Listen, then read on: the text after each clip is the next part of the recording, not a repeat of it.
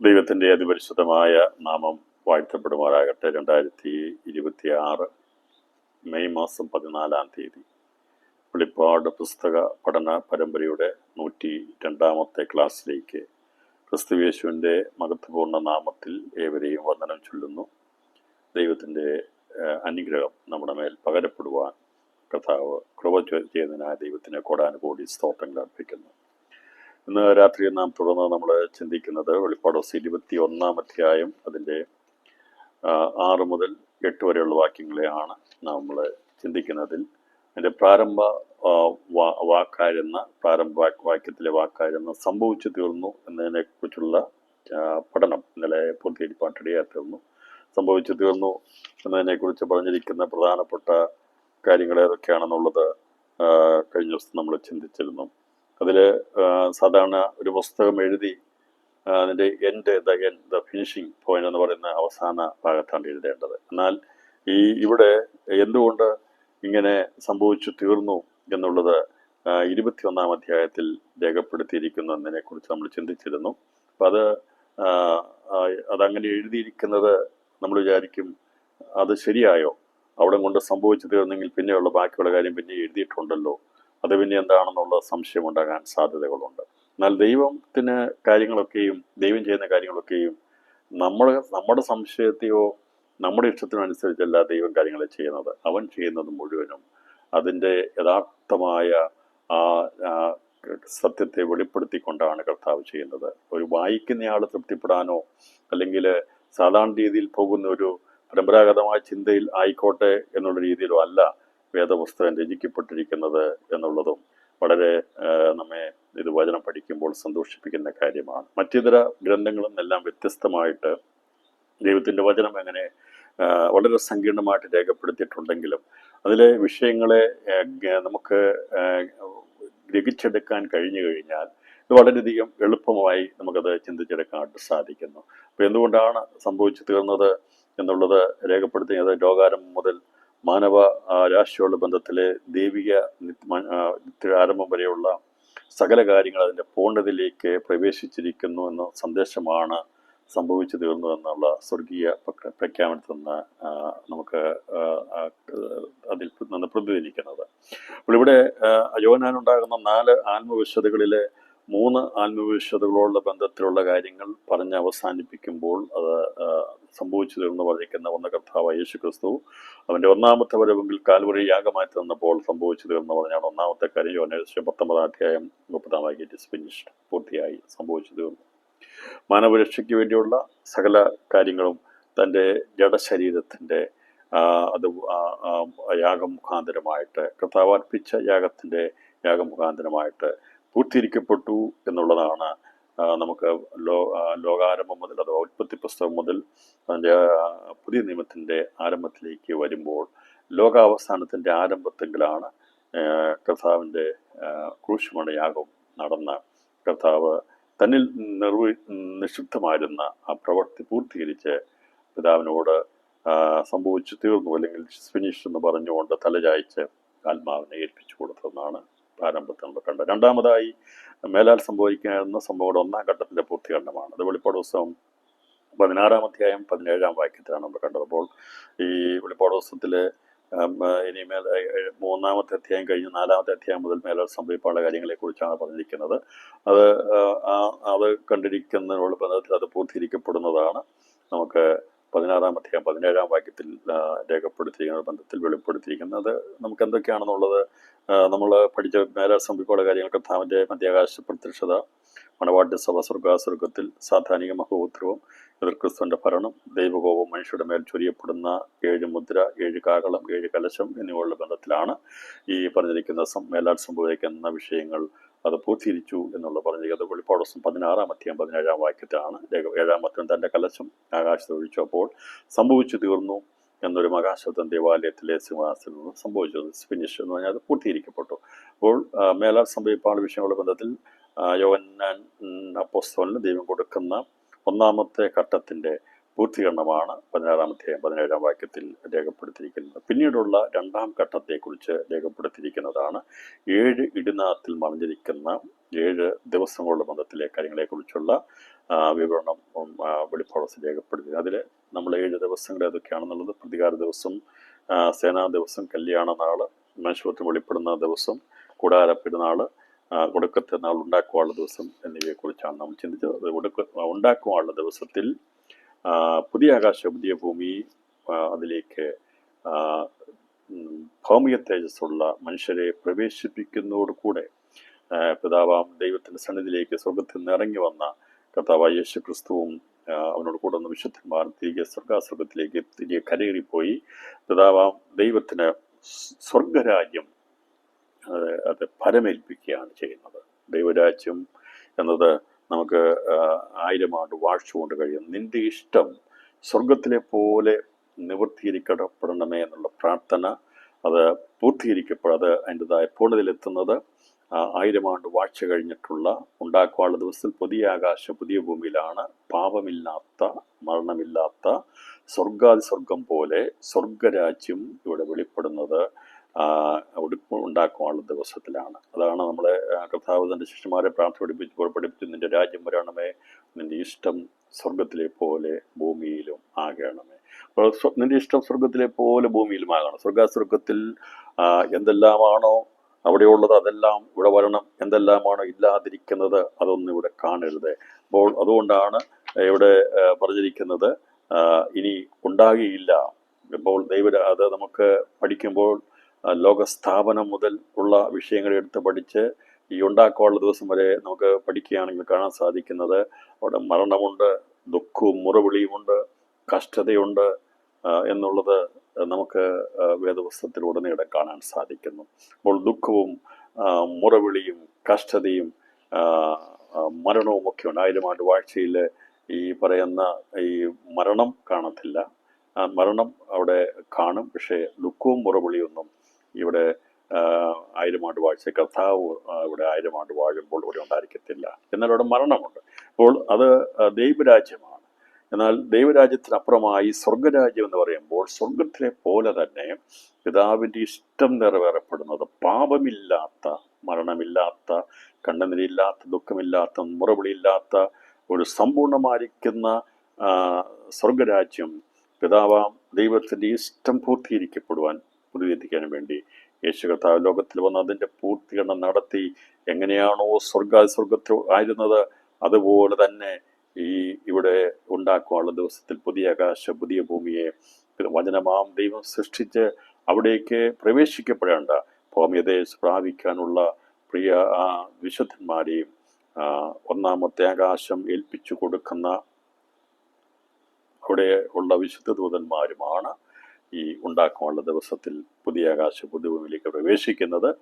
കർത്താവിൻ്റെ വചനം നമുക്ക് കാണാൻ സാധ്യത അവയിൽ ഒന്നുപോലും കളയാതെ പിതാവ് ഏൽപ്പിച്ചത് മുഴുവനും അത് പുത്രനാം ദൈവം നിത്യജീവൻ കൊടുത്തുകൊണ്ട് അവരെ ജീവങ്കിലേക്ക് കൊണ്ടുവരുന്നു എന്നതാണ് ഈ വെളിപ്പാട് പുസ്തകത്തിൻ്റെ നമുക്ക് കാതലായ വിഷയമെന്ന് നമുക്കിവിടെ കാണാൻ സാധിക്കും. കാതൽ എന്ന് പറഞ്ഞാൽ അതിൻ്റെ അവസാനത്തിലേക്ക് എത്തുമ്പോൾ ഉണ്ടാക്കാനുള്ള ദിവസത്തിൽ അത് പൂർത്തീകരിക്കപ്പെടുന്നതോടുകൂടിയാണ് സംഭവിച്ചു തീർന്നു എന്നുള്ളത് പൂർത്തീകരിക്കപ്പെടുന്നത് എന്നുള്ളതും നാം ചിന്തിച്ചിരുന്നു. അപ്പോൾ അങ്ങനെ 7ാമത്തെ ദിവസമാണ് ഉണ്ടാക്കാനുള്ള ദിവസം കൂടി പ്രത്യക്ഷപ്പെട്ട് കഴിഞ്ഞിട്ട് അതിനുശേഷമായിട്ട് ഈ പിതാവാം ദൈവസന്നിധിയിലേക്ക് കരേറിപ്പോകുന്ന പുത്രനാകുന്ന ക്രിസ്തുയേശുവും പരിവാരങ്ങൾ വിശുദ്ധന്മാർ അവർ മടങ്ങി സ്വർഗാസ്വർഗത്തിലേക്ക് എത്തും. അപ്പോൾ ഇവിടെ എത്ര വർഷം കഴിഞ്ഞാണ് ഇവർ മടങ്ങിപ്പോകുന്നറിയാമോ? അപ്പോൾ ഇവിടേക്ക് വരുന്നതിന് ശേഷമായി എത്ര വർഷം കഴിഞ്ഞിട്ടാണ് കർത്താവും അവൻ്റെ പരിവാരങ്ങളും മടങ്ങിപ്പോകുന്നത്? 1000 വർഷം എന്നുള്ളത് നമുക്കറിയാം. 1000 വർഷത്തിന് ശേഷമായിട്ട് ഒടുക്കത്തെ നാൾ പ്രത്യക്ഷപ്പെടുന്ന ബന്ധത്തിൽ ഒരു നമുക്ക് കണക്കൂട്ടാൻ കഴിയാത്ത ഒരു ചില ദിവസങ്ങളുണ്ട്. അപ്പോൾ ഏകദേശം 1000 വർഷത്തിന് ശേഷമാണ് കർത്താവിനോട് കൂടെ വന്ന വിശുദ്ധന്മാരും കർത്താവും മടങ്ങിപ്പോകുന്നത്. അതൊരു ദിവസമായിട്ടാണ് കണക്കാക്കുന്നത്. കഥ പറഞ്ഞ ദൈവത്തിന് 1000 വർഷം ഒരു ദിവസം പോലെ, ഒരു ദിവസം 1000 വർഷം പോലെ പറയുന്നത് അങ്ങോട്ടും പറഞ്ഞിരിക്കുന്ന ഒന്ന് തന്നെയാണ്. അപ്പോൾ ദൈവത്തിൻ്റെ ഒരു ദിവസമാണ് ഇവിടെ 1000 ആണ്ട് വാഴ്ച ഉണ്ടാകുന്നത്. അതിനുശേഷമായിട്ട് പൂർത്തീകരിക്കപ്പെട്ട് കഴിയുമ്പോൾ കർത്താവ് ഉണ്ടാക്കുവാനുള്ള ദിവസത്തിലാണ് ഉണ്ടാക്കുവാനുള്ള ദിവസത്തിൻ്റെ പ്രാരംഭത്തിലെല്ലാം പൂർത്തീകരിച്ച് കഴിയുമ്പോൾ പിതാവാം ദൈവത്തിൻ്റെ ഇഷ്ടം ഇവിടെ നിറവേറി ആ രാജ്യമാണ് പിതാവാം ദൈവത്തെ ഫലമേൽപ്പിക്കുന്നത്, അതിനെയാണ് സ്വർഗരാജ്യം എന്ന് പറഞ്ഞിരിക്കുന്നത്. അപ്പോൾ ദൈവരാജ്യവും സ്വർഗരാജ്യവും തമ്മിലുള്ള വ്യത്യാസം, ദൈവരാജ്യത്തിൽ മരണമുണ്ട്, ദൈവരാജ്യത്തിൽ പൂർണ്ണതയല്ല. അതുകൊണ്ടാണ് നമുക്ക് 1000 ആണ്ട് വാഴ്ച ദൈവരാജ്യം, അക്ഷരികമായ ദൈവരാജ്യം ആ ദൈവം സ്ഥാപിക്കുന്നു. എന്നാൽ സ്വർഗരാജ്യം എന്ന് പറയുമ്പോൾ എന്താണോ ഹെവൻ, എന്താണോ സ്വർഗാസുർഗമുള്ളത്, അത് രണ്ടും നമ്മൾ മീനിങ് നോക്കുമ്പോൾ ഒന്ന് തന്നെയാണ്. പക്ഷേ വ്യത്യസ്തമായിട്ടുള്ളത്, ദൈവരാജ്യത്തിൽ നിന്ന് വ്യത്യസ്തമായിട്ട് നമുക്ക് ദൈവിക മാനവേഷത്തോട് ബന്ധത്തിൽ അതേക്കുറിച്ച് ചിന്തിക്കുമ്പോൾ സ്വർഗത്തിലെ പോലെ തന്നെ ഭൂമിയിലുമാകുന്നത് ഉണ്ടാക്കുവാനുള്ള ദിവസത്തിലാണ്. അതുകൊണ്ടാണത് സംഭവിച്ചു തീർന്നു എന്ന് പറഞ്ഞുകൊണ്ട് ആ ദിവസത്തെ ദൈവം അതിൻ്റെ പൂർത്തീകരണത്തിലേക്ക് എത്തി. പിതാവാം ദൈവത്തിൻ്റെ സന്നിധിയിലേക്ക് പുത്രനാകുന്ന യേശു ക്രിസ്തുവും അതുപോലെ അവനോട് കൂടെ വന്ന മണവാട്ടിയും കൂടെ വന്ന വിശുദ്ധന്മാരും മടങ്ങിപ്പോകുന്നത്. കർത്താവിൻ്റെ ഒന്നാമത്തെ വരവെങ്കിൽ അവൻ ആദ്യജാതനായിട്ട് ഏകനായിട്ടാണ് മടങ്ങിപ്പോയത്. ഉയർത്തെഴുന്നേറ്റ് 40-ാമത്തെ ദിവസം അവിടുന്ന് കർത്താവ് ഒലിവുമലയിൽ ഏകനായിട്ടാണ് സ്വർഗാസുരത്തിലേക്ക് കരയേറിപ്പോയത്. എന്നാൽ കർത്താവിൻ്റെ രണ്ടാമത്തെ വരവ് കഴിഞ്ഞ് കാര്യങ്ങളെല്ലാം പൂർത്തീകരിക്കപ്പെട്ട ശേഷമായി പിതാവാം ദൈവത്തെ സന്നിധിയിലേക്ക് കരയേറിപ്പോകുമ്പോൾ അവിടുന്ന് ഇറങ്ങി വന്ന പ്രിയപ്പെട്ട വിശുദ്ധന്മാരുമായിട്ട് ഒരുമിച്ചാണ് കർത്താവ് സ്വർഗാസുരത്തിലേക്ക് കരയേറിപ്പോകുന്നത്.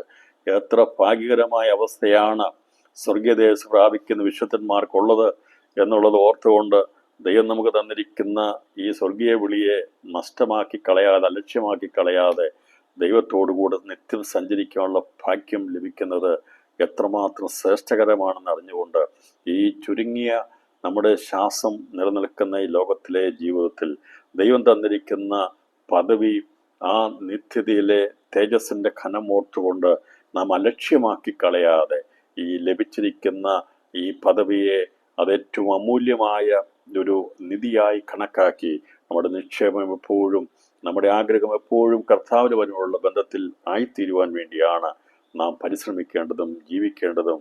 എന്നാൽ അതിന് മുഖ്യസ്ഥാനം നമുക്ക് പലപ്പോഴും കൊടുക്കാൻ കഴിയുന്നില്ല. കാരണം നമ്മുടെ ദൈനംദിന ജീവിതത്തിലുണ്ടാകുന്ന കണ്ണുനീരും പ്രയാസങ്ങളും ദുഃഖങ്ങളൊക്കെ വരുമ്പോൾ ആ ദുഃഖമെല്ലാം കൂടി വരുമ്പോൾ ഇങ്ങനെയുള്ള പ്രത്യാശയൊക്കെ നമ്മളെ മങ്ങിച്ചു കളയും. എന്നാൽ ഇടയ്ക്കിടയ്ക്കൊക്കെയും ദൈവം നമുക്ക് വേണ്ടി ചെയ്തിരിക്കുന്നതും ചെയ്യുവാൻ പോകുന്നതും നമുക്ക് ലഭിക്കാൻ പോകുന്നതുമായിരിക്കുന്ന ആ തേജസ്സിൻ്റെ ഘനമോർത്തുകൊണ്ട് നാം ആരാകുന്നുവെന്നും എന്തൊക്കെയാണ് നമ്മുടെ ജീവിതത്തിൽ ഇനി സംഭവിക്കാൻ പോകുന്നതെന്നുള്ളത് ഓർത്തുകൊണ്ട് അത് ദുരന്തമല്ല, കഷ്ടതയല്ല, പ്രയാസമല്ല, അത് ശ്രേഷ്ഠകരമായ മാന്യതയാണ് ദൈവം നമുക്ക് നൽകി അവൻ്റെ പുത്രന്മാരും ആക്കുന്ന പുത്രത്വം നൽകുന്ന പദവിയിലേക്ക് ഉയർത്തി അവൻ്റെ സിംഹാസനത്തിൽ ഇരുത്തുന്ന ഒരു വലിയ പദവി ലഭിച്ചിരിക്കുന്നല്ലോ എന്ന് ഓർത്തുകൊണ്ട് നാം കിടക്കുമ്പോഴൊക്കെ രാത്രിയിലൊക്കെ ധ്യാനിക്കണം, നാം ചിന്തിക്കണം.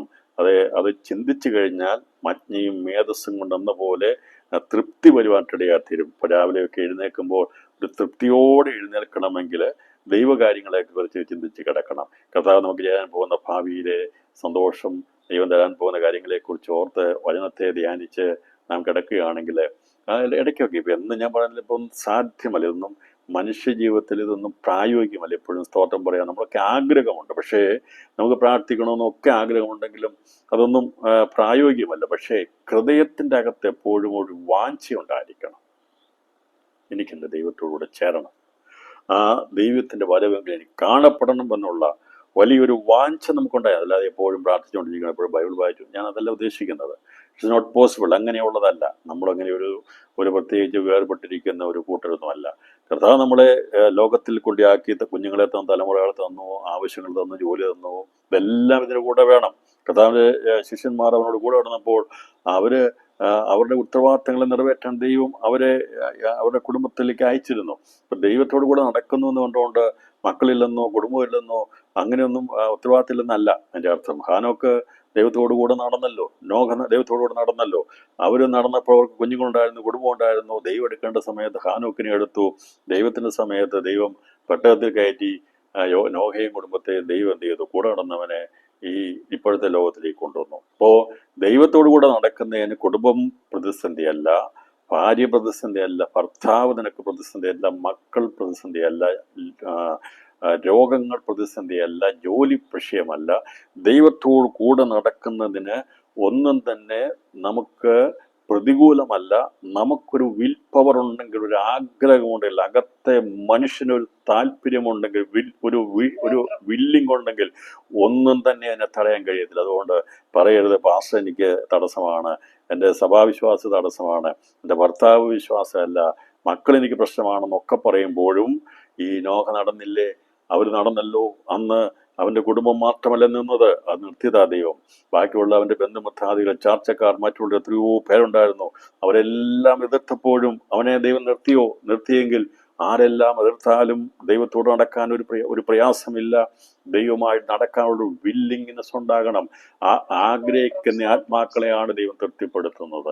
അപ്പം നമുക്കൊരാഗ്രഹം കൊണ്ടാണ്, കർത്താവ് എൻ്റെ ആഗ്രഹം അതാ, ഞാൻ ഇതിനകത്ത് യാതൊരു യോഗ്യതയില്ല, എന്നെ അങ്ങ് കൊണ്ടുപോകണം. കാരണം ദൈവത്തിൻ്റെ കരങ്ങൾ നമ്മളെ തന്നെ സമർപ്പിച്ച് നമ്മുടെ ബലഹീനതകളിൽ തികഞ്ഞു വരുന്ന ദൈവശക്തിക്കായി നമ്മൾ ഏൽപ്പിച്ചേൽക്കുകയാണ്. കർത്താവേ, ഞാൻ യോഗ്യനല്ല ഇതിനൊന്നും, പക്ഷെ അങ്ങ് എന്നെ പഠിപ്പിച്ചു, പരിശുദ്ധമായി എനിക്ക് ആഗ്രഹം തന്നു. അതുകൊണ്ട് വല്ല വിധേനയും എന്നെ കൂടി എന്ന് നമ്മൾ പറയുന്നതോടൊപ്പം തന്നെ നമുക്ക് മറ്റുള്ളവർക്ക് വേണ്ടിയിട്ട് പ്രാർത്ഥിപ്പാൻ ദൈവം നമുക്ക് അവകാശം തന്നിട്ടുണ്ട്. നമുക്ക് പ്രാർത്ഥിക്കാം. ആർക്കെല്ലാം വേണ്ടി പ്രാർത്ഥിക്കണമോ അവരെയും വഹിച്ച് പ്രാർത്ഥിപ്പാൻ ഈ ദിവസങ്ങളിൽ കർത്താവ് നമ്മെ സഹായിക്കട്ടെ. അപ്പോൾ സംഭവിച്ചു തീർന്നു എന്ന് പറയുമ്പോൾ മാനവവംശത്തോട് ബന്ധത്തിൽ ദൈവം വിഭാവനം ചെയ്ത എല്ലാ കാര്യങ്ങളും അത് പൂർത്തീകരിക്കപ്പെടുന്നു. പിന്നീടുള്ളത് അതിൻ്റെ പൂർത്തീകരണത്തിലേക്ക് വരുമ്പോൾ ഈ മനുഷ്യവംശത്തിൽപ്പെട്ട സകലരും ഏത് നിലവാരത്തിലാകുന്നു എന്നുള്ളതാണ് തുടർന്നുള്ള വാക്യങ്ങളിൽ രേഖപ്പെടുത്തിയിരിക്കുന്നത്. അപ്പോൾ ദൈവത്തിൻ്റെ വചനത്തിൽ പറയുന്നത് സംഭവിച്ചു തീർന്നു പറയുമ്പോൾ ഈ പറയുന്ന ആദമിൽ നിന്ന് ജനിക്കപ്പെട്ട മനുഷ്യനെ, ഒടുക്കത്തെ നാൾ വരെ ഉള്ള മനുഷ്യനെ ദൈവോടെ മൂന്നായിട്ട് വിഭജിച്ച് കാണിച്ചിരിക്കുകയാണ്. അപ്പോൾ എന്താണ് സംഭവിച്ചു തീർന്നത് എന്നുള്ളതാണ്. മനുഷ്യൻ എവിടേക്കാണ് അവസാനമായി അവൻ നിത്യതയിൽ കാണപ്പെടുന്നത് എന്നതിനെക്കുറിച്ചാണ് അതിൻ്റെ തുടർന്നുള്ള 6 മുതൽ 8 വരെയുള്ള വാക്യങ്ങൾ വായിക്കുമ്പോൾ നമുക്കത് മനസ്സിലാക്കിയെടുക്കാൻ സാധിക്കുന്നത്. അതിൻ്റെ 6-ാമത്തെ വാക്യത്തിൽ പറഞ്ഞിരിക്കുന്നത്, ഞാൻ അൽഫയും ഒമേഗയും ആകുന്നു. ഈ വചനം പിന്നെ അവൻ എന്നോട് അളിച്ചത്, ഞാൻ അൽഫയും ഒമേഗയും ആകുന്നു, ഒമേഗയും ആദിയും അന്തവുമാകുന്നു.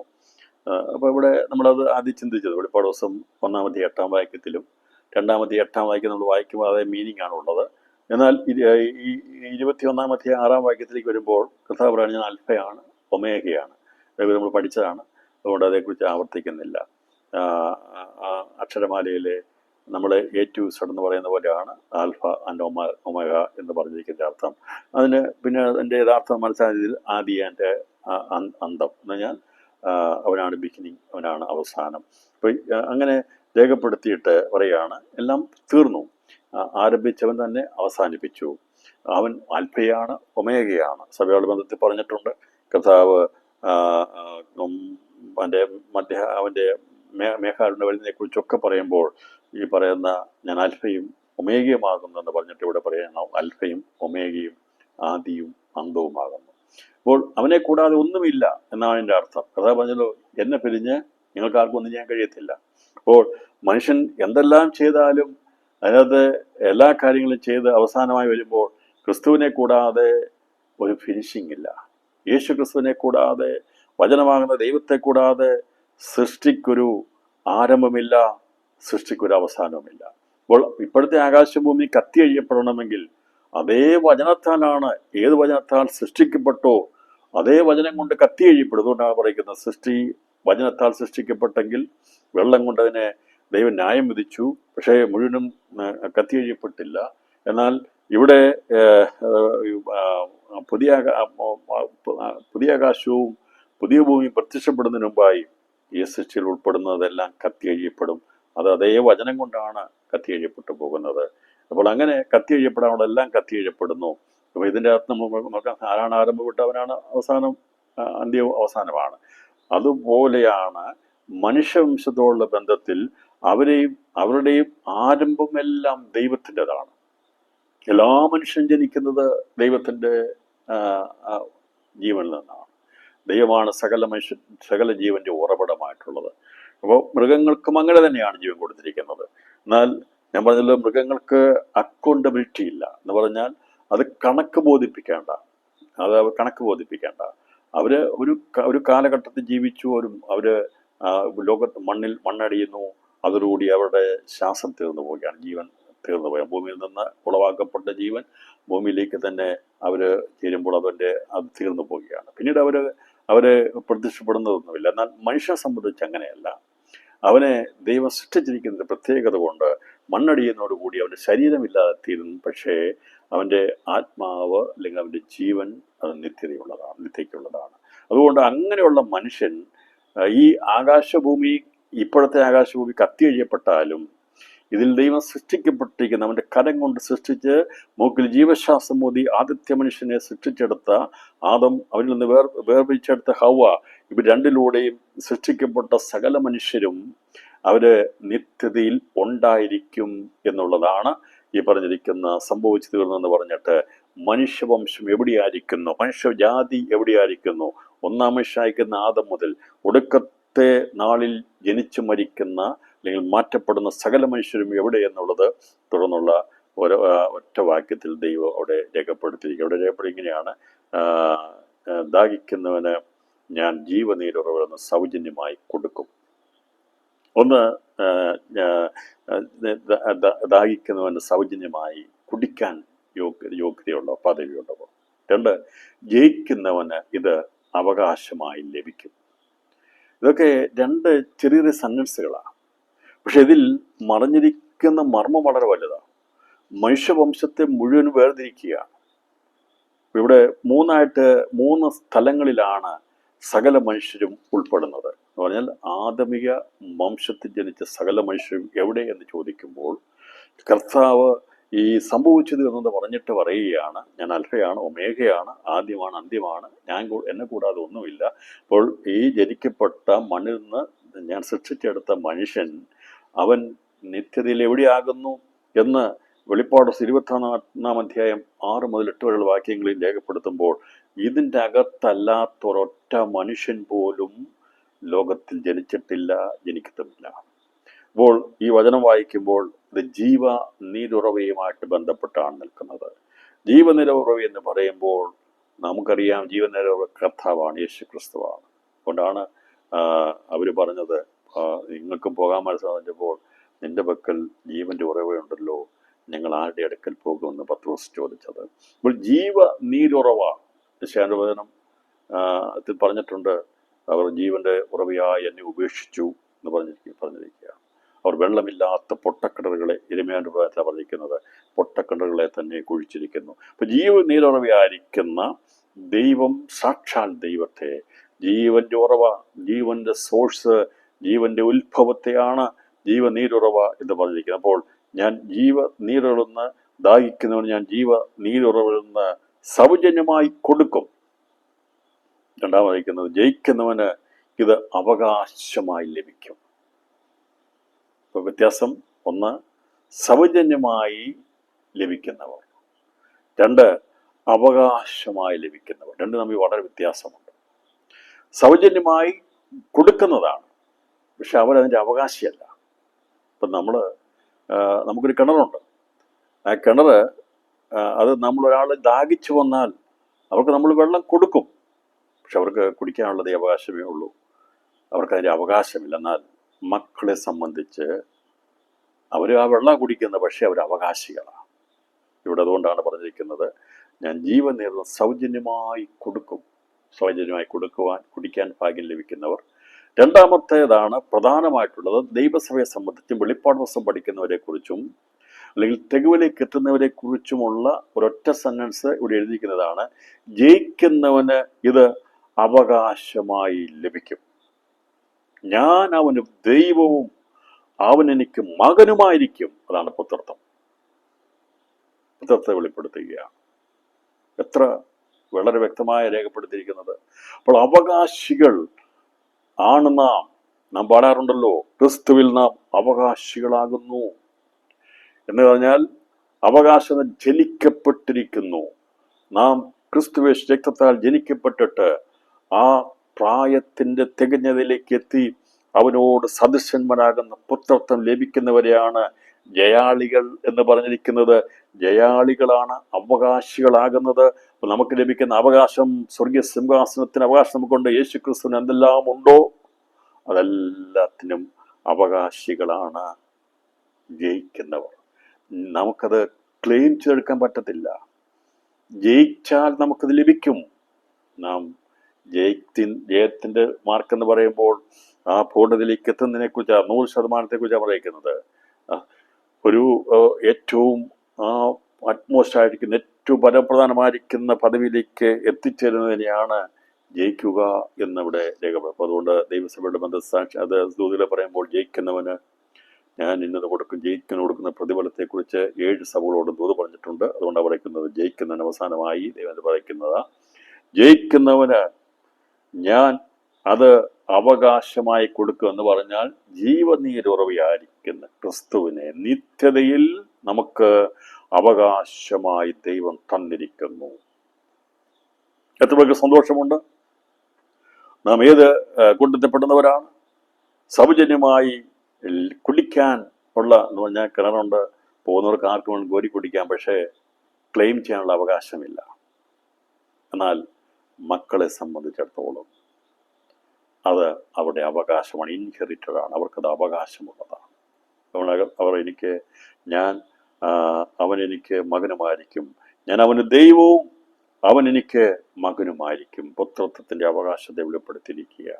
ക്രിസ്തു മുഖാന്തരമുള്ള അവകാശമാണ് ഇവിടെ വെളിപ്പെടുത്തുന്നത്. 3-ാമത്തെ കൂട്ടരെ കുറിച്ച് പറയുന്നത്, എന്നാൽ ഭീരുക്കൾ, അവിശ്വാസികൾ, അറയ്ക്കപ്പെട്ടവർ, കൊലപാതകന്മാർ, ദുർനടപ്പുകാർ, ശുദ്രക്കാർ, വിംബാരാധി എന്നിവർക്കും ബോഷ്ക്ക് പറയുന്ന ഏവർക്കുമുള്ള ഓഹരി തീയും ഗന്ധവും കത്തുന്ന പൊയ്യിൽ അത്രേ അത് 2ാമത്തെ മരണം എന്ന് പറഞ്ഞതിൻ്റെ അർത്ഥം, ജീവനീരുറവിയുമായിരിക്കുന്ന ക്രിസ്തുമായി ബന്ധമില്ലാത്തവരെ കുറിച്ചാണ് പറയുന്നത്.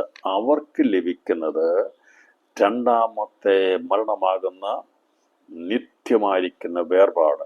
1ാമത്തെ മരണം എന്ന് പറയുമ്പോൾ നമുക്ക് കാണാൻ ദൈവത്തിൽ നിന്ന് മാറിപ്പോകുന്നതാണ്. 1ാമത്തെ മരണം എവിടെയാ നാം കാണുന്ന? എവിടെയാണ് 1ാമത്തെ മരണത്തെക്കുറിച്ച് അതിൻ്റെ മൂലം, അതിൻ്റെ അടിസ്ഥാനം നാം തേടിപ്പോയെങ്കിൽ 1ാമത്തെ മരണം അത് സംഭവിച്ചത് മനുഷ്യരിലല്ല. 1ാമത്തെ മരണം അത് സംഭവിച്ചത് 1ാമത്തെ ആകാശത്തിലാണ്. ദൈവത്തിൽ നിന്ന് അകന്നുപോയ സൃഷ്ടിയായിട്ടുന്ന ലൂസിഫറാണ് മരണമായിട്ടുള്ളത്. അതാണ് മരണത്തിന്റെ ആരംഭം. അവിടുന്ന് എന്നേക്കുമായി നിത്യമായി ദൈവത്തിൽ നിന്ന് അകന്നു പോകുന്ന 2ാമത്തെ മരണം എന്നുള്ളത് അഗ്നിനരകമാണ്. അപ്പോൾ ദൈവത്തിൽ നിന്ന് അകന്നു പോകുന്നതാണ് മരണം എന്ന് പറഞ്ഞിരിക്കുന്നത്. അത് തിന്നുനാൾ നീ മരിക്കുമെന്ന് പറഞ്ഞതിൻ്റെ അർത്ഥം ഞാൻ നീയുമായിട്ടുള്ള ബന്ധം നഷ്ടപ്പെടും. അതവനോട് പറഞ്ഞു, ഹവ്വയോട് പറഞ്ഞേക്കണം, ദിനനാളിൽ മരിച്ചു പോകും. പക്ഷേ ആ മരണം ആത്മമരണമായിരുന്നു, മനുഷ്യൻ സംഭവിച്ച ആത്മമരണം. ദൂതന്മാർക്കോ പിശാചുക്കൾക്കോ അവർക്ക് ജഡമരണമില്ല, എന്നേക്കുമായുള്ള നിത്യമരണമാണ് അവർ വ്യാപരിക്കുന്നത്. അത് സംഭവിച്ചത് ലൂസിഫറിലാണ്. എന്നാൽ മനുഷ്യനെ സംബന്ധിച്ചിടത്തോളം നോക്കുമ്പോൾ അവന് മരണം എന്ന് പറയുമ്പോൾ അവന് ആത്മമരണമുണ്ട്, ജഡമരണവുമുണ്ട്, നിത്യമരണവുമുണ്ട്. 3 മരണത്തിലാണ് ഒരു മനുഷ്യൻ നിൽക്കുന്നത്. 3 മരണം. ഒന്ന്, അവൻ ആത്മാവിൽ മരിക്കുന്നു, ജഡത്തിൽ മരിക്കണം, ശരിയായിട്ടുള്ള നീരുറവയുമായിട്ട് ബന്ധമില്ലെങ്കിൽ നിത്യമരണത്തിലാകപ്പെടുന്നതാണ് 2ാമത്തെ മരണം. അപ്പോൾ ഈ സകല മനുഷ്യനെയും നമുക്ക് ഇതിനകത്ത് നമ്മൾ നോക്കുമ്പോൾ 3ആയിട്ട് നമുക്ക് വേർതിരിച്ച് പഠിക്കുമ്പോൾ നമുക്കത് ആരൊക്കെയാണ്, എവിടേക്കാണ് എന്നുള്ളത് നമ്മൾ അതിനെ വിവർത്തനം ചെയ്ത് വ്യാഖ്യാനിച്ചാൽ ഈ ഇതിനുള്ള ബന്ധത്തിലുള്ള കാര്യങ്ങളെക്കുറിച്ചുള്ള ആഴമേറിയ കാര്യങ്ങൾ ഞാൻ പറഞ്ഞാൽ ഇതിനെക്കുറിച്ച് പഠിപ്പിക്കാനോ ചിന്തിപ്പിക്കാനോ ഒക്കെ പോയി കഴിഞ്ഞാൽ നമുക്ക് നിരവധി ക്ലാസ്സുകൾ ഇത് സംബന്ധമായിട്ടുള്ള എടുക്കേണ്ടതായിട്ട് വരും. നമ്മുടെ പഠനം വേണ്ടതായിട്ടുള്ള പോയിന്റുകളെ മാത്രം നൽകിയിട്ട് കേൾക്കുന്നവർക്ക് അവർക്ക് ചിന്തിച്ചെടുക്കുവാനും പഠിക്കുവാനുമുള്ള ഒരു ഓപ്പണിംഗ് മാത്രമാണ് നാം ചെയ്തിടുന്നത്. അപ്പോൾ ഈ ഇത്രയും ഭാഗം വായിക്കുമ്പോൾ അതിൻ്റെ അത് സംഭവിച്ചു തീർന്ന് പറയുമ്പോൾ കഥ പറഞ്ഞത് മനുഷ്യവംശത്തിൽപ്പെടുന്ന എല്ലാ ആൾക്കാരെയും എത്തേണ്ട സ്ഥലങ്ങളിൽ എത്തിച്ചേർന്നു. അതുകൊണ്ടാണ് പറഞ്ഞത് ഫിനിഷ് ചെയ്ത് തീർന്നു എന്നുള്ളത്. 1ാമത്തെ ജീവനീരുറവയിൽ സൗജന്യമായി കുടിപ്പാൻ യോഗ്യരാകുന്നത് ആരൊക്കെയാണ്? 2, ജീവനീരുറവയുടെ അവകാശികൾ ആരാകുന്നു? 3, ജീവനീരുറവയാകുന്ന കർത്താവുമായി ബന്ധമില്ലാതെ തള്ളപ്പെട്ട് തീപ്പിരിയാകുന്ന 2ാമത്തെ മരണത്തിലകപ്പെടുന്നവർ ആരൊക്കെയാണ്? അപ്പോൾ ഇതാണ് ഇവിടെ പറഞ്ഞിരിക്കുന്ന 3 കൂട്ടരെ കുറിച്ച് ഈ വെളിപ്പാട് പുസ്തകം 21 അതിൻ്റെ 6 മുതൽ 8 വരെയുള്ള വാക്യങ്ങളെ നമ്മൾ വ്യാഖ്യാനിച്ചാൽ നമുക്ക് കാണാൻ സാധിക്കുന്നത് ഈ 3 കൂട്ടരെ വെളിപ്പെടുത്തിട്ട് പറയുകയാണ്, ഞാനാണ് അൽഫ, ഞാനാണ് ഒമേഗ. കർത്താവ് ഇതിൻ്റെ അകത്ത് ഏത് വന്നാലും, നീ നരകാഗ്നിയിൽ പോകേണ്ടി വന്നാലും അതിൻ്റെയും പിമ്പിൽ യേശു ക്രിസ്തുവിൻ്റെ വാക്കാണുള്ളത്. അപ്പോൾ നീ ജീവനീരുറവയുടെ അവകാശിയായി തീരണമെങ്കിലും അതിൻ്റെ പിൻപിലും യേശുവിൻ്റെ പ്രവൃത്തിയാണുള്ളത്. അതെ എന്ന് പറഞ്ഞതിൻ്റെ അർത്ഥം, ഒരുവനെ നരകത്തിൽ തള്ളിയിടണമെങ്കിലും ഒരുവനെ ജീവനീറുടെ അധികാരത്തിലേക്ക് നിത്യജീവനുള്ള ബന്ധത്തിൽ അതിനുള്ള വഴിയും ആയിരിക്കുന്നത് വചനമാകുന്ന കർത്താവാണ്. വചനത്താലല്ലാതെ ഒന്നും ഉളവായിട്ടില്ല, ഉളവാകത്തുമില്ല. വചനത്തെ അല്ലാതെ, വചനമാകുന്ന ദൈവത്തെ കൂടാതെ ഒന്നും ഉളവായിട്ടില്ല, ഉളവാകത്തുമില്ല. ദൈവത്താലാണ് അഗ്നിനരകം ഉണ്ടായിരിക്കുന്നത്, അത് സാത്താൻ ഉണ്ടാക്കിയതല്ല. അപ്പോൾ അഗ്നിനരകം ദൈവത്താൽ ഉളവാക്കിയതാണ്. അവിടേക്ക് പോകേണ്ടവരെ തള്ളിയിടുന്നതും സാത്താനല്ല വലിച്ചോണ്ട് പോകുന്നത്, അവനല്ല അധികാരമുള്ളത്. ദൈവമാണ് തീരുമാനിക്കുന്നത് എങ്ങനെ, ഏത് സ്ഥലത്ത് അഗ്നിനരകത്തെ തള്ളിയിടണം, ദൈവമാണ് തീരുമാനിക്കുന്നത്. അതുകൊണ്ട് അതിനൊന്നും കൺട്രോളിങ് അധികാരമൊന്നും ദൈവം സാധാരണ കൊടുത്തിട്ട്, അതെല്ലാം കർത്താവിൻ്റെ അധികാരത്തിൽ. അതോടെ പറഞ്ഞ മണ്ണത്തിൻ്റെ താക്കോൽ എൻ്റെ കൈവശമുണ്ടെന്ന് പറഞ്ഞു. എന്താ പറഞ്ഞതിൻ്റെ അർത്ഥം, യേശുക്രിസ്തുവിൻ്റെ അധികാരി എന്ന് പറഞ്ഞാൽ അതങ്ങനെ അടയ്ക്കുവാഴുന്നില്ല അർത്ഥമല്ല, അവനെ വിടുന്നതിന് എന്ന് പറഞ്ഞാൽ ശിക്ഷിക്കാനുള്ള അധികാരമാണ് ഇവിടെ പറഞ്ഞിരിക്കുന്നത്. ഇപ്പോൾ നമ്മൾ ജഡ്ജിയെ എടുത്ത് പഠിച്ചു കഴിഞ്ഞാൽ അദ്ദേഹം അധികാരി നിലനിർത്തിയിരിക്കുമ്പോൾ, എന്നിട്ടുകൊണ്ട് അദ്ദേഹം കള്ളത്തരം ചെയ്യുന്നതിൻ്റെ എല്ലാം അധിപനാണെന്നാണ് അതിൻ്റെ അർത്ഥം. അല്ല, അങ്ങനെ ചിന്തിക്കരുത്. മണ്ണത്തിൻ്റെയും ജീവന്റെ നാഥൻ എന്നൊക്കെ ചിലർ പാടാറുണ്ട്. തെറ്റായ ചിന്തയാണ്. യേശുക്രിസ്തു ഒരിക്കലും മണ്ണത്തിൻ്റെ നായകനൊന്നുമല്ല, അവൻ ജീവന്റെ നായകനാണ്. പക്ഷെ പലപ്പോഴും ഞാൻ പല സ്ഥലങ്ങളിലും മരണ വീട്ടിലൊക്കെ ചെല്ലുമ്പോൾ അവർ കൂടെ ഇത് പറയുമ്പോൾ എനിക്ക് വളരെ വിഷമവും വേദന തോന്നാറുണ്ട്. മണ്ണത്തിൻ്റെ ജീവന്റെ നാഥനായ യേശു എന്ന് പറയുമ്പോൾ അങ്ങനെ ആരെങ്കിലും പറയുന്നത് ചിന്തിക്കണമേ പ്രിയപ്പെട്ടവരെ. ഈ ജഡ്ജ് അദ്ദേഹം ഇരിക്കുന്നത് ശിക്ഷിക്കാനും വിടുവിക്കാനും വേണ്ടിയായിരിക്കുന്നത്. നമുക്ക് പറയാൻ പറ്റുമോ അദ്ദേഹം ഇതിൻ്റെ എല്ലാ അധികാരിയാണെന്ന് പറയാൻ പറ്റുമോ?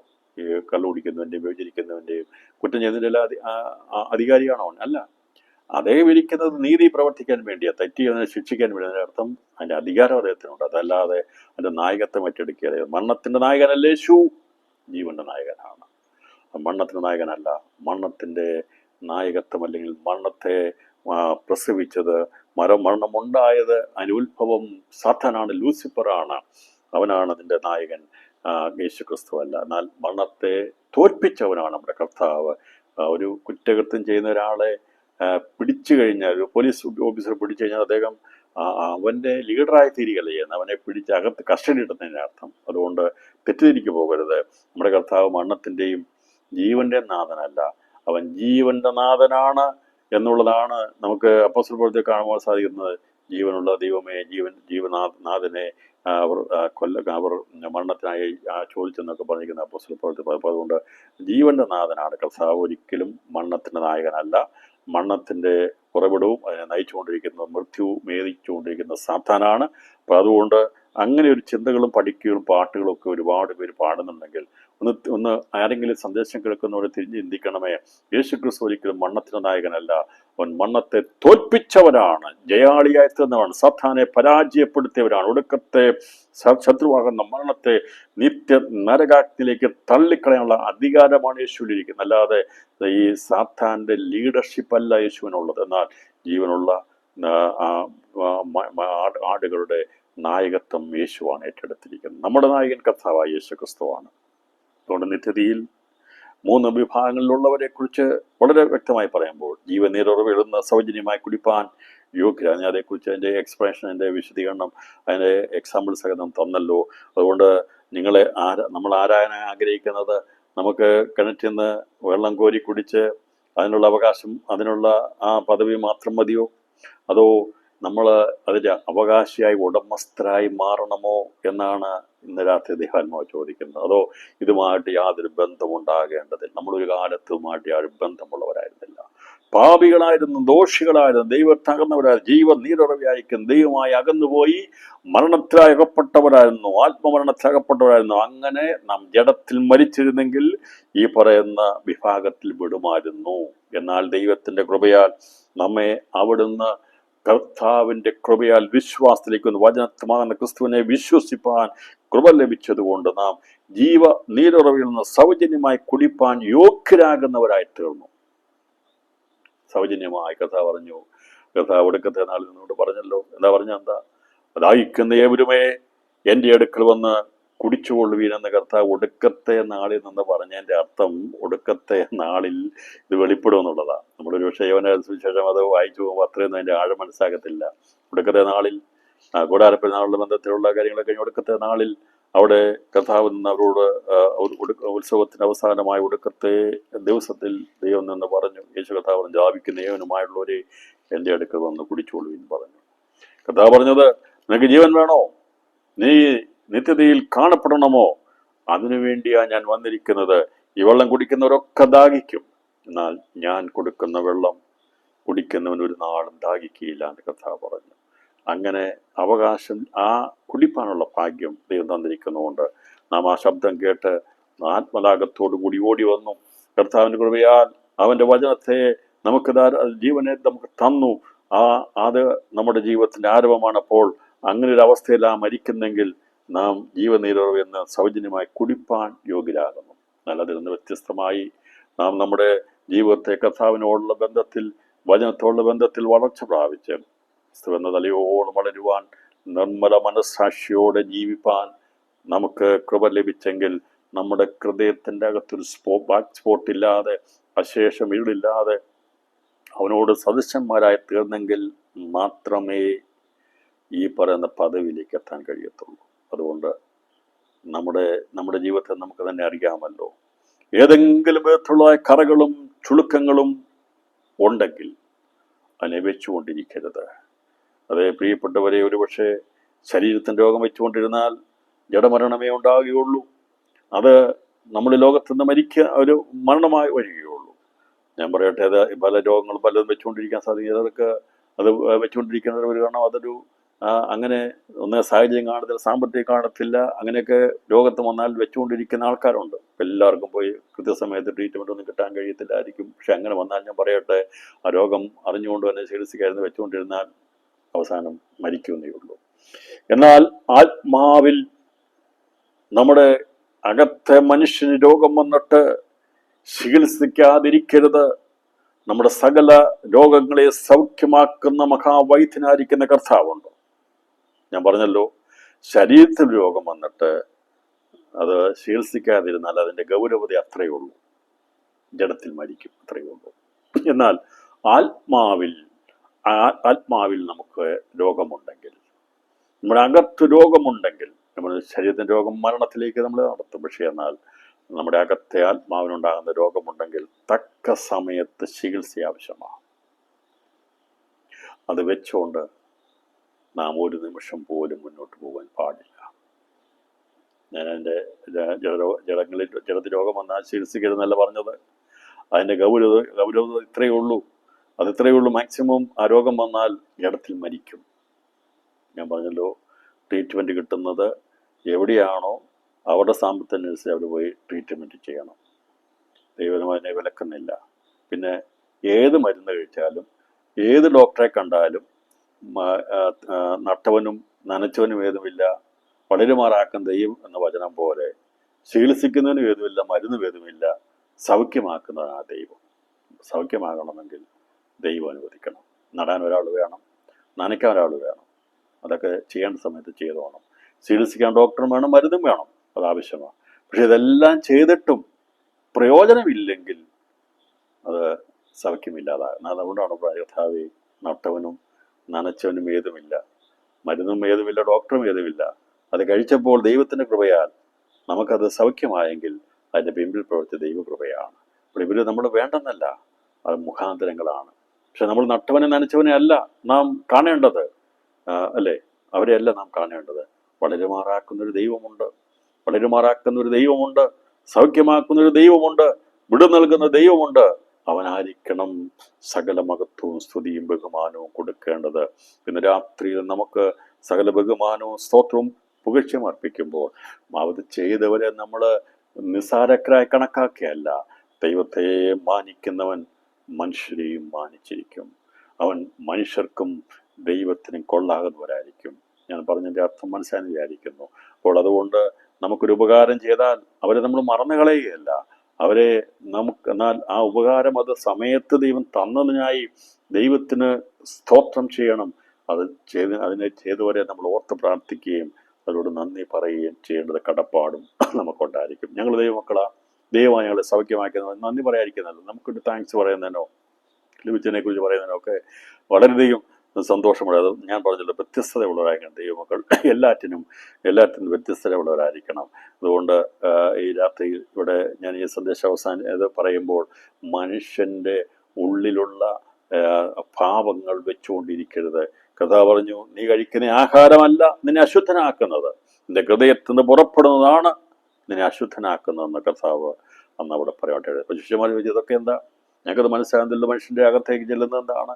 അതവനെ എങ്ങനെയാണ് അശുദ്ധമാക്കാതിരിക്കുന്നത് എന്ന് ചോദിച്ചപ്പോൾ കർത്താവ്, അതെല്ലാം മറപ്പുരയിലേക്ക് പോകും. എന്നാൽ കഴിക്കുന്നതിൻ്റെ അകത്ത് നിന്ന് നിന്നെ പാപത്തിലേക്ക് നയിക്കുന്നുണ്ടെങ്കിൽ അതും പ്രശ്നങ്ങളാണ്. ഞാൻ പറഞ്ഞല്ലോ, സാധാരണ ഇതിൽ ആഹാരം കഴിച്ചതിനെ കുറിച്ച് കർത്താവ് പറഞ്ഞത്. എന്നാൽ കഴിക്കുന്നതൊന്നും കുഴപ്പമില്ല പറഞ്ഞുകൊണ്ട് മദ്യക്കുപ്പി എടുത്ത് കുടിച്ചിട്ട് പറയുക, കർത്താവ് പറഞ്ഞല്ലോ ഇതൊന്നും കഴിച്ചാൽ കുഴപ്പമില്ല എന്നല്ല എൻ്റെ അർത്ഥം. അത് നമ്മുടെ സാധാരണ ഇതിൽ ആഹാരം കഴിച്ചാൽ അത് മറപ്പുരയിലേക്ക് പോകുന്നു. അത് കർത്താവ് എൻ്റെ ശരീരത്തിന് വേണ്ടിയിട്ടുള്ളതാണ്. എന്നാൽ അതല്ലാത്തത് കഴിച്ചിട്ട് ഇൻടോക്സിക്കേറ്റഡായിട്ട് ആവശ്യമില്ലാതെ ബാക്കി ആ പാപത്തിൽ ഇഷ്ടം അതെല്ലാം വരും. ദുർനടപ്പ് വരും, പരസംഗം വരും, എല്ലാം വരും. അകത്തുനിന്ന് എന്ത് ചെയ്യും?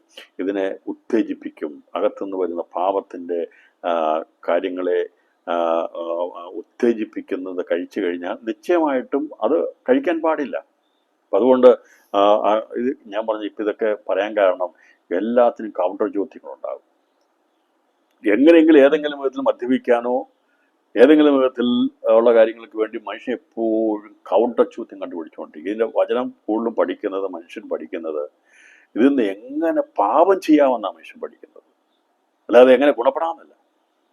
ചിലതിനകത്ത് റിസർച്ച് ചെയ്യുന്നത് ഏത് വചനം വെച്ച് പാപം ചെയ്യാം, അങ്ങനെ ആ വചനത്തിൽ പറഞ്ഞിരിക്കുന്നതുകൊണ്ട് എനിക്കുന്നത് ചെയ്താൽ കുഴപ്പമില്ല. അതുകൊണ്ടാണ് ചിലതിൻ്റെ റിസർച്ച്. പ്രിയപ്പെട്ടവരെ, പാപം ചെയ്യുന്നവരാരും ദൈവത്തിൽ നിന്ന് ജനിച്ചവരല്ല. അതുകൊണ്ട് ദൈവത്തിൽ നിന്ന് ജനിച്ചവൻ ആരും പാപം ചെയ്യുന്നില്ല. അപ്പോൾ ദൈവത്തിൽ നിന്ന് ജനിച്ചെങ്കിൽ നമുക്ക് പാപം ചെയ്യാൻ കഴിയത്തില്ല എന്ന് പറഞ്ഞതിൻ്റെ അർത്ഥം, പാപം ചെയ്യാൻ കഴിയത്തില്ല എന്നതിൻ്റെ അർത്ഥം അവിടെ പറഞ്ഞിരിക്കുന്നത് ദൈവത്തിനോട് നീ ബന്ധപ്പെട്ടാൽ നിൽക്കുന്നെങ്കിൽ നിനക്ക് പാപം ചെയ്യാൻ കഴിയത്തില്ല. ദൈവത്തിൽ നിന്ന് അകന്നാൽ, ദൈവത്തിൽ നിന്ന് ജനിച്ചു നമ്മൾ ഈ ഒരു വചനം എടുത്തിട്ട് ഒരിക്കലും രക്ഷ നഷ്ടപ്പെട്ടു പോകരുതെന്നും പഠിപ്പിക്കരുത്, ചിന്തിക്കരുത്. അങ്ങനെയല്ല അർത്ഥം. ദൈവത്തിൽ നിന്ന് ജനിച്ചവൻ പാപം ചെയ്യുന്നില്ല പറഞ്ഞു, ഒരിക്കലും എന്ന് പറഞ്ഞിട്ടില്ല. ദൈവത്തിൽ നിന്ന് ജനിച്ചവൻ ആരും പാപം ചെയ്യുന്നില്ല. ദൈവത്തിൽ നിന്ന് ജനിച്ച് നമ്മൾ നിൽക്കുമ്പോൾ നമ്മൾ പാപം ചെയ്യത്തില്ല. നമ്മൾ എപ്പോഴെങ്കിലും ദൈവത്തിൽ നിന്ന് മരിച്ചാൽ നമ്മൾ പാപം ചെയ്യും. ഇത് ബന്ധമാണ്. ദൈവത്തിൽ നിന്ന് ജനിക്കുന്ന അത് വളർന്ന് നിൽക്കുകയാണെങ്കിൽ നമുക്ക് ശുദ്ധീകരണത്തിൻ്റെ അളവ് കൂടും. നാം ദൈവത്തിൽ നിന്ന് ജനിച്ചു, വചനപ്രകാരം പഠിച്ച് പോകുമ്പോൾ ഞാൻ പറഞ്ഞല്ലോ, പാപം ചെയ്യാനുള്ള പഴുതന്വേഷിക്കുകയല്ല ചെയ്യേണ്ടത്. എങ്ങനെ പാപം നിറഞ്ഞ ലോകത്തിൽ നമുക്ക് ക്രിസ്തുവിൻ്റെ തലയോളം വളരുവാൻ എത്രമാത്രം ദൈവകൃപ ആവശ്യമാണെന്ന് പ്രാർത്ഥിച്ച്, ചിന്തിച്ച്, സമർപ്പിച്ച്, അതെ ഏൽപ്പിച്ചു കൊടുത്തുകൊണ്ട് ജീവിക്കുന്നതിനെയാണ് വളർച്ച എന്ന് പറയുന്നത്. തലയോളം വളരുക എന്ന് പറയുന്ന അർത്ഥം. അതുകൊണ്ട് നമ്മൾ ജനിച്ചു, നമ്മൾ ജനിച്ചു, അങ്ങനെയുള്ള ജനിച്ചു നിൽക്കുന്നതിന് ആരും പാപം ചെയ്യത്തില്ല. ദൈവമായിട്ടുള്ള ബന്ധം നഷ്ടപ്പെട്ടു കഴിഞ്ഞാൽ പാപം ചെയ്യും. അതാണ് അവിടെ സംഭവിച്ചിരിക്കുന്നത്. നമ്മൾ ദൈവത്തിന് ജനിച്ചതുകൊണ്ട് പാപം ചെയ്യാതിരിക്കാൻ, പാപം എന്ന് പറഞ്ഞാൽ ഏത് അനീതി പാപമാകുന്ന. അപ്പം അങ്ങനെയൊക്കെ നമ്മൾ നോക്കിക്കഴിഞ്ഞാൽ ആർക്ക് ജീവിക്കാൻ കഴിയുമെന്ന് ചോദിക്കും. ഇങ്ങനെ ഒരു തെറ്റും ചെയ്യാതെ ആർക്ക് കഥ പറഞ്ഞ് മനുഷ്യർക്ക് അസാധ്യം, ദൈവത്താൽ സാധ്യമാണ്. കഥ പറഞ്ഞു മണ്ണത്തൊക്കെ പാവമുണ്ട്, മണ്ണത്തള്ളാതെ പാവമുണ്ട് എന്നൊക്കെ കഥ പറഞ്ഞതിനെ വ്യക്തമാക്കി തന്നിട്ടുമുണ്ട്. ഞാൻ പറഞ്ഞത് മനഃപൂർവ്വമായിട്ട് പാപം ചെയ്യാതെ നമ്മുടെ ജീവിതത്തിലെ കുറവുകളെ മനസ്സിലാക്കി ആത്മാവിലുള്ള കൽമഷങ്ങളെ നീക്കി ദൈവഭയത്തിൽ വിശുദ്ധിയെ തികച്ച് നിൽക്കുന്നതാണ് വെളിപ്പാട് പുസ്തക പഠനത്തിൻ്റെ അവസാനത്തിലേക്ക് എത്തുമ്പോൾ ഈ പഠന മുഖാന്തരമായിട്ട് ദൈവാത്മാവ് നമ്മളെ ഉത്ബോധിപ്പിക്കുന്നത്. എന്തിനു വേണ്ടിയാണ് വെളിപ്പാട് പുസ്തകം പഠിക്കുന്നത്? നമ്മൾ ഗോപുരങ്ങളെക്കുറിച്ചും നഗരങ്ങളെക്കുറിച്ചും അതിൻ്റെ വീതികളെക്കുറിച്ചും എല്ലാം കുറിച്ചും പഠിക്കുന്നുണ്ട്. പക്ഷേ ഞാൻ ഏത് ഭാഗത്തെത്തണം എന്നുള്ളത്, നമ്മളെ പഠിപ്പിക്കുമ്പോൾ നമ്മുടെ ജീവിതത്തിലെ സകല കന്മഷം എന്ന് പറഞ്ഞാൽ സകല മാലിന്യങ്ങളെ നീക്കി സ്വച്ഛ സ്ഫടികതയുള്ള ആ ക്രിസ്തുവിനോട് ചേരുവാനുള്ള വലിയ ഒരു ആത്മീയ നിർമ്മലീകരണത്തിനായി സമർപ്പിച്ചു കൊടുക്കണം എന്നുള്ളതാണ് ഈ പഠനത്തിൻ്റെ അവസാനത്തിലേക്ക് എത്തുമ്പോൾ നാം മനസ്സിലാക്കുന്നത്. എന്താണ് പഠിച്ചത്? വെളിപ്പാട് പുസ്തകം പഠനത്തിൽ നിങ്ങൾ ഇത്രയും 102 ക്ലാസ്സുകൾ പഠിച്ചല്ലോ എന്നാരെങ്കിലും ചോദിക്കുകയാണെങ്കിൽ ഒരൊറ്റ വാക്കിൽ ഉത്തരം പറയാൻ നമുക്ക് സാധിക്കണം. ഞാൻ പാവിയായ മനുഷ്യനായിരുന്നു എന്ന ശുദ്ധീകരിച്ച പുണ്യാക രക്തത്തിൻ്റെ ശക്തി ഞാൻ മനസ്സിലാക്കി. ആ ജീവന്റെ ശക്തി എന്നിൽ വ്യാപരിക്കുന്നത് കൊണ്ട്, ഞാൻ അതിൽ നിൽക്കുന്നതുകൊണ്ട്, എന്നെ തന്നെ നിർമ്മലീകരിച്ചുകൊണ്ട് ദൈവത്തോട് ചേർന്ന് നിൽക്കുന്നത് കൊണ്ട്, അവൻ്റെ നിർമ്മലീകരണ ശക്തി എന്നിലുള്ളത് കൊണ്ട് ദൈവഭയത്തിൽ വിശുദ്ധിയെ തേച്ച് നിൽക്കുവാൻ ഇതെന്നെ പഠിപ്പിച്ചു. അങ്ങനെ ക്രിസ്തുവിൻ്റെ തലയോളം വളർന്നു കഴിഞ്ഞാൽ യേശു കർത്താവിൻ്റെ മധ്യാകാശവാചകങ്ങളിൽ എടുക്കപ്പെടുവാൻ എനിക്ക് കഴിയും എന്നുള്ളതാണ് നമ്മൾ മനസ്സിലാക്കിയത്.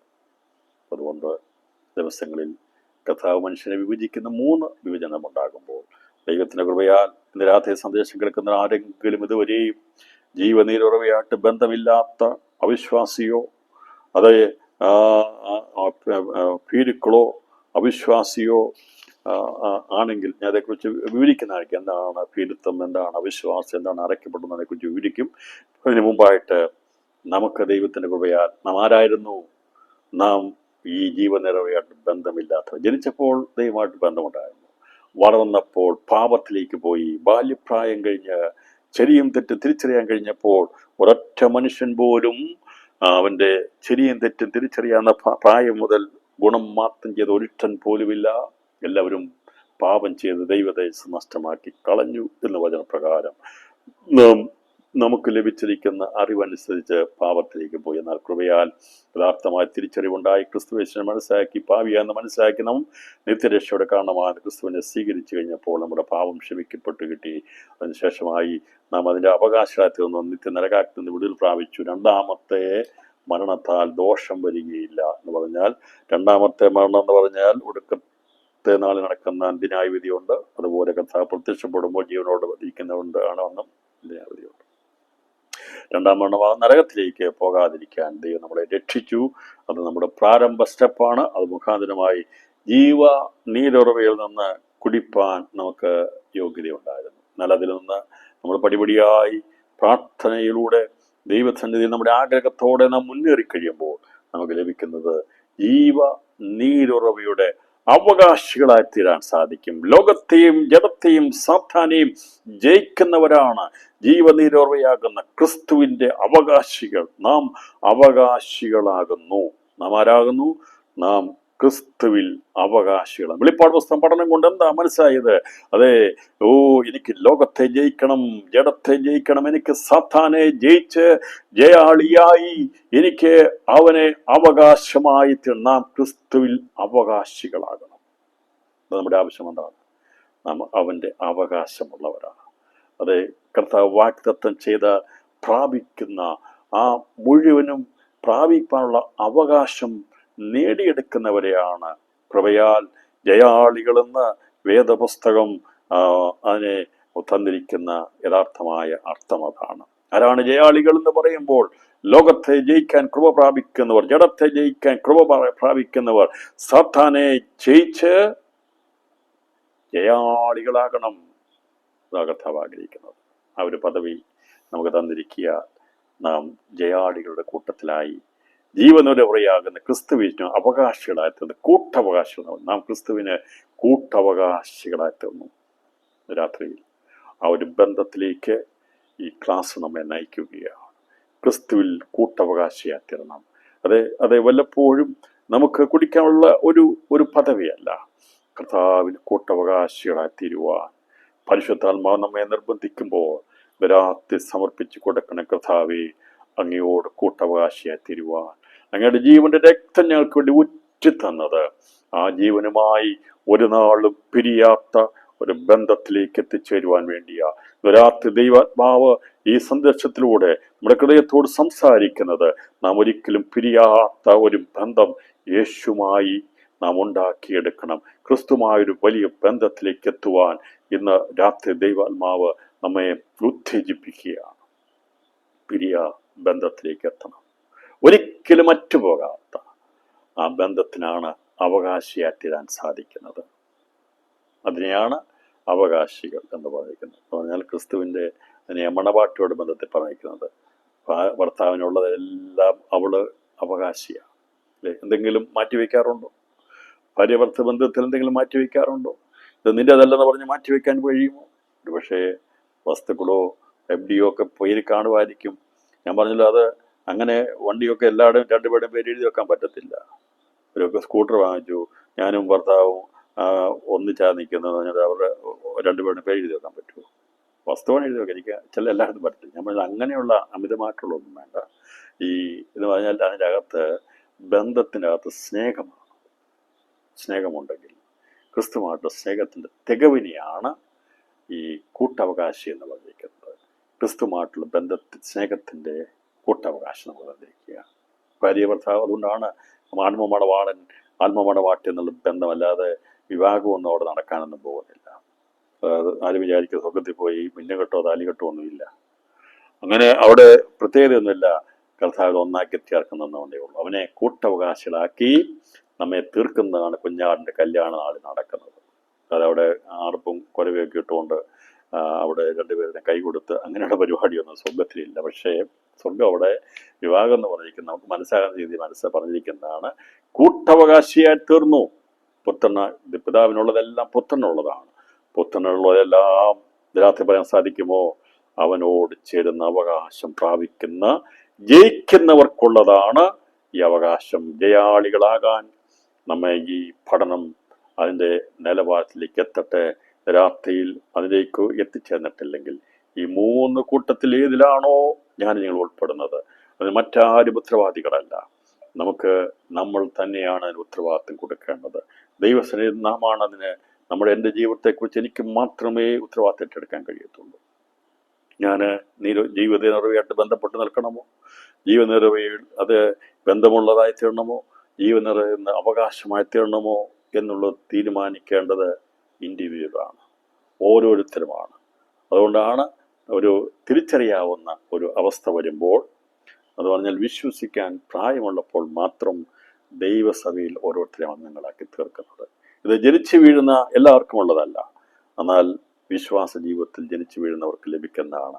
ഏത് നിലവാരത്തിൽ വേണമെങ്കിലും അതിനാകാം. ഇപ്പൊ പഴയ നിയമത്തിലെ ശ്രേഷ്ഠന്മാരുടെ പദവിയിൽ എത്തുന്ന വിശുദ്ധന്മാരാണ് സ്വർഗീയദേശ പ്രാപിക്കുന്നവർ. അവര് ചന്ദ്രദേശ ഇവരാണ് പുതിയ എരുശലേം എന്ന ദൈവനഗരത്തിൽ ആരാധനാബന്ധത്തിൽ ഉൾപ്പെടുന്നത്. ഒരു പുത്തനാം എരുശലേമാകുന്ന ദൈവനഗരത്തിൽ. അപ്പോൾ ഈ ആരാധനയുള്ള ബന്ധത്തിൽ ഉൾപ്പെടുന്നവരാണ് ജീവനീരവ് സൗജന്യമായി കുടിപ്പാൻ യോഗ്യരാകുന്നത്. അപ്പോൾ 2 ആരാധനക്കാരെ നമുക്ക് കാണാൻ സാധിക്കുന്നുണ്ട്. ഒന്ന്, ദൈവത്തോട് നിത്യം വസിച്ചുകൊണ്ട് നഗരത്തിൽ വസിപ്പാൻ, പുത്തനാം എരുശലേമിൽ നഗരത്തിൽ നിത്യം വസിച്ചുകൊണ്ട് പിതാവാം ദൈവത്തെയും പുത്രനാം ദൈവത്തെയും പരിശുദ്ധാത്മാവാം ദൈവത്തെ ആരാധിക്കുന്ന ആരാധക വൃന്ദമാണ് ജീവനീര് സൗജന്യമായി കുടിക്കുന്നതിൽ ഒന്നാമത്തെ ഗ്രൂപ്പ്. രണ്ടാമത്തേതെന്ന് പറഞ്ഞാൽ ഒടുക്കത്തെ നാളിലെ പുനരുത്ഥാനത്തിൽ ഭൗമതേജസ് പ്രാപിച്ച് പൊതുവാനുഭൂമിയിലേക്ക് നിത്യജീവനായി പ്രവേശിക്കപ്പെടുന്നവർക്ക് ദൈവനഗരത്തിൽ പ്രവേശിക്കാനുള്ള അധികാരമുണ്ടെങ്കിലും നിത്യം വസിപ്പാൻ യോഗ്യതയില്ലാത്തവരാണ്.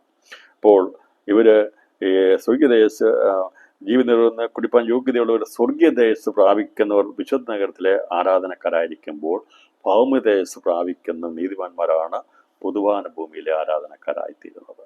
ഇപ്പൊ 2 ഇതിൽ ആരാധനക്കാരുണ്ട്. ഒന്ന്, പൊതുവാനുഭൂമിയിൽ ദൈവത്തെ ആരാധിക്കുന്നവർ. 2, നഗരത്തിൽ ദൈവത്തെ ആരാധിക്കുന്നവർ. ഇവരാണ് ജീവനീരുറവിടുന്ന സൗജന്യമായി കുടിപ്പാൻ യോഗ്യത. അപ്പോൾ അവിടെയും സ്വർഗീയദേശ പ്രാപിക്കുന്ന വ്യത്യസ്തത. അവർ ആരാധനക്കാരാണ്. അവർ ദൈവിക നഗരത്തിലെ ആരാധനക്കാരാണ്. എന്നാൽ സൗജന്യമായി കുടിക്കുന്നതിൽ ഭൗമിക തേജസ് പ്രാപിക്കുന്നവർ അവർ ഭൂമിയിലെ ദൈവിക ആരാധനാ ബന്ധപ്പെടുന്നവരാണ്. എന്നാൽ ജീവനീറയുടെ അവകാശികളായിത്തീരുന്നവർ എന്ന് പറയുമ്പോൾ അത് സൂര്യ തേജസ് പ്രാപിക്കുന്ന കുഞ്ഞാടിൻ്റെ മണവാട്ടിയാകുന്നു. അവർക്ക് ലഭിക്കുന്നത് പുത്രത്വം ആണ് ലഭിക്കുന്നത്. അവർ പുത്രത്വം പ്രാപിക്കുന്നവരായതുകൊണ്ടാണ് അവരെ ജനത്തോടുള്ള ബന്ധത്തിൽ പറയാതെ പുത്രൻ അഥവാ മകനോടുള്ള ബന്ധത്തിൽ പിതാവാൻ ദൈവം പ്രസ്താവിച്ചിരിക്കുന്നത്. നമുക്ക് ആ പദവിയിലെത്തണം. കരയണം, കണ്ണീരോടെ കരയണം. നമ്മൾ പലതിനും വേണ്ടി കരയുന്നവരല്ലേ? എത്ര പേർ പുത്രത്തിന് വേണ്ടി കരയാറുണ്ട്, പ്രാർത്ഥിക്കാറുണ്ട്? അതെ, നമ്മൾ പലപ്പോഴും മറന്നു പോകുന്നത്. എന്നാൽ നമ്മുടെ കർത്താവ് ലോകത്തിൽ വന്നപ്പോൾ അവൻ ഉറച്ച നിലവിളിയോടും കണ്ണുനീരോടും കൂടെ അഭയാചന കഴിക്കുകയും ഭയഭക്തി നിമിത്തം ഉത്തരം ലഭിക്കുകയും ചെയ്തു. നമ്മൾ പലതിനു വേണ്ടി കരഞ്ഞു പ്രാർത്ഥിക്കുന്നവരാ. ഇന്ന് രാത്രി ദൈവാത്മാവ് ചോദിക്കുക, നീ ഒരിക്കലെങ്കിലും ജീവിതത്തിൽ പുത്രത്വം പ്രാപിക്കാൻ വേണ്ടി, കർത്താവിൻ്റെ വരവെങ്കിൽ എടുക്കപ്പെടാൻ വേണ്ടി, ജീവനിറവിടെ അവകാശിയായി തീരാൻ വേണ്ടി, കർത്താവിന് കൂട്ടവകാശിയായി തീരാൻ വേണ്ടി എന്നെങ്കിലും കണ്ണുനീരൊഴുക്കി തകർന്ന് പ്രാർത്ഥിച്ചിട്ടുണ്ടോ? എത്ര പേർക്ക് ഉണ്ട് എന്ന് പറയാൻ കഴിയും? അതെ, എന്നോടും നിങ്ങളോടും ദൈവാത്മാവ് സംസാരിക്കുക. അതെ, അങ്ങനെ ഒരു ആഴമേറിയ പ്രാർത്ഥനയിലേക്കൊന്നും നമ്മൾ വന്നിട്ടില്ല പ്രിയപ്പെട്ടവരെ. നമ്മൾ പലതും കണ്ണുനീരോടെ പ്രാർത്ഥിക്കുന്നത് നമ്മുടെ ആഗ്രഹം മുഴുവനും ഭൗമിക ജീവിതത്തോടുള്ള ബന്ധത്തിലെ കാര്യങ്ങളാണ്. നല്ല രാത്രി ദൈവാത്മാവ് നമ്മളോട് അവൻ്റെ ആത്മാവിനെ നമ്മളെ ഉണർത്തുകയാണ്. അതിൽ നിന്ന് വ്യത്യസ്തമായി ഈ ദിവസങ്ങളിൽ പ്രാർത്ഥിക്കാം. കർത്താവേ, വല്ലവിധേനയും അത്തകവിലേക്ക് എത്തുവാൻ, ഞാൻ അവകാശിയായി തീരുവാൻ എന്നെ സഹായിക്കണമേ എന്നൊരു ആത്മരോദനം ഹൃദയത്തിനകത്തുണ്ടാകണം. അവരെയാണ് കർത്താവ് കൈവിടാതെ എടുക്കപ്പെടുവാൻ പോകുന്നത്. നമുക്കൊക്കെ കരഞ്ഞ് പ്രാർത്ഥിക്കാൻ ഒരുപാട് വിഷയങ്ങളുണ്ട്. വേണമെങ്കിൽ മാറത്തടിച്ച് വേണമെങ്കിൽ കരഞ്ഞ് പ്രാർത്ഥിക്കും, എല്ലാം ചെയ്യും.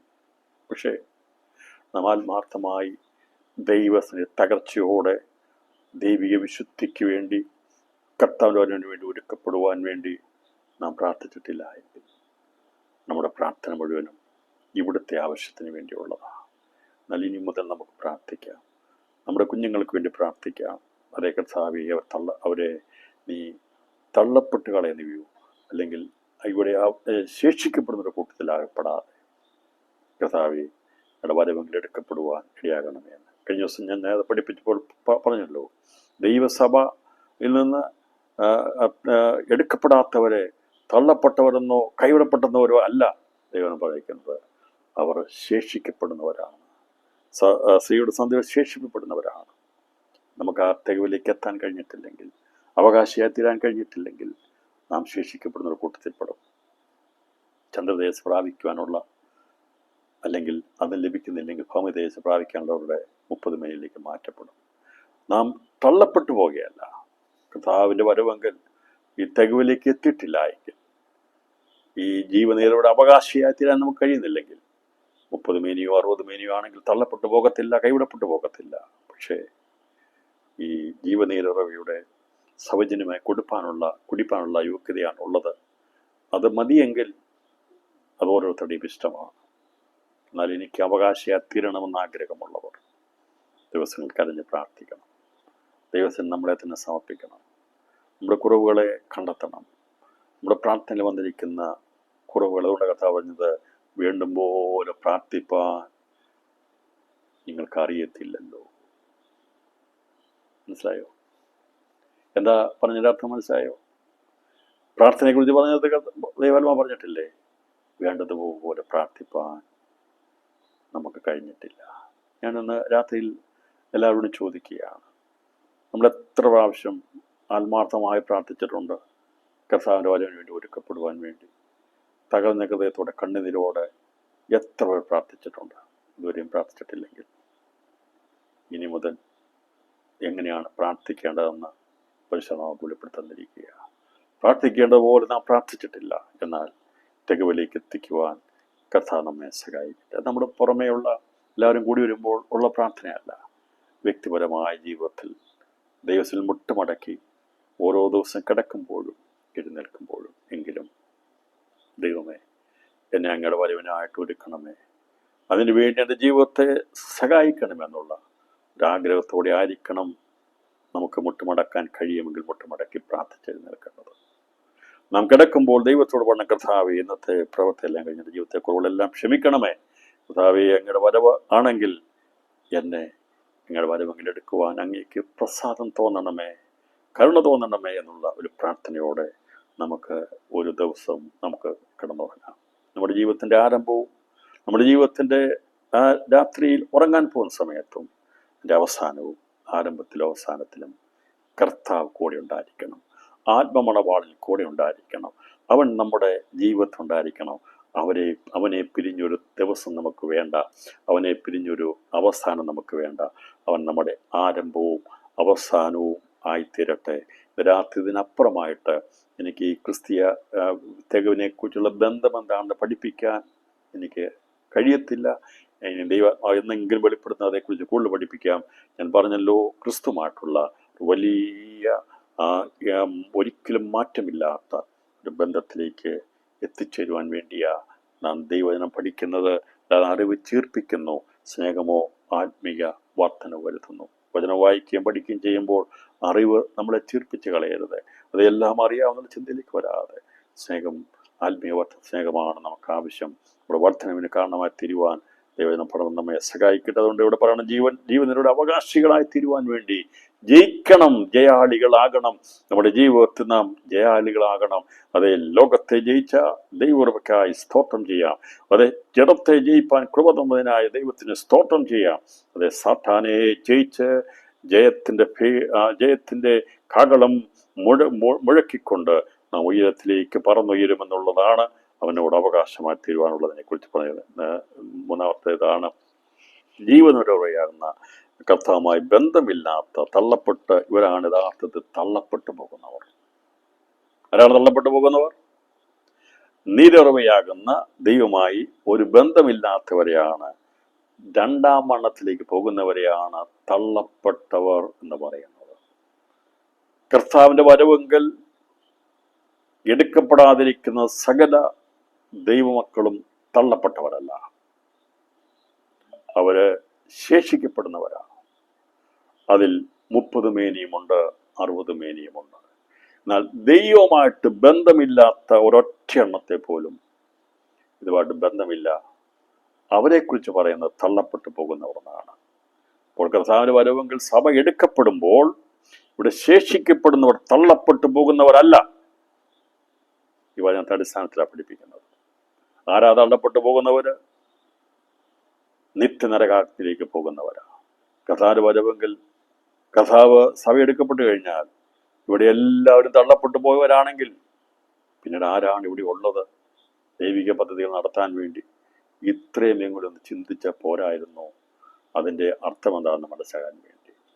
തള്ളപ്പെട്ടു കഴിഞ്ഞാൽ എല്ലാവരും നിത്യനരകാഗ്നിയിലേക്ക് പോകേണ്ടവരല്ലേ? അങ്ങനെയാണോ? അങ്ങനെ ക്രൂരമായ ഒരു കാര്യമാണോ സംഭവിക്കാൻ പോകുന്നത്? ഞാൻ ഒരിക്കലും ഇവിടെ ശേഷിച്ചിരിക്കണമെന്ന് പഠിപ്പിക്കുന്ന ആളല്ല.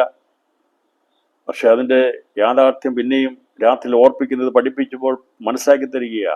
30ഉം 60ഉം മേനിയുണ്ടെങ്കിൽ ജീവനിരവിന് സൗജന്യമായി കുടിപ്പാൻ നഗരത്തിലോ അല്ലെങ്കിൽ പൊതുവാന ഭൂമിയിലോ ജീവിപ്പാനുള്ള അവകാശമാണ് ലഭിക്കുന്നത്.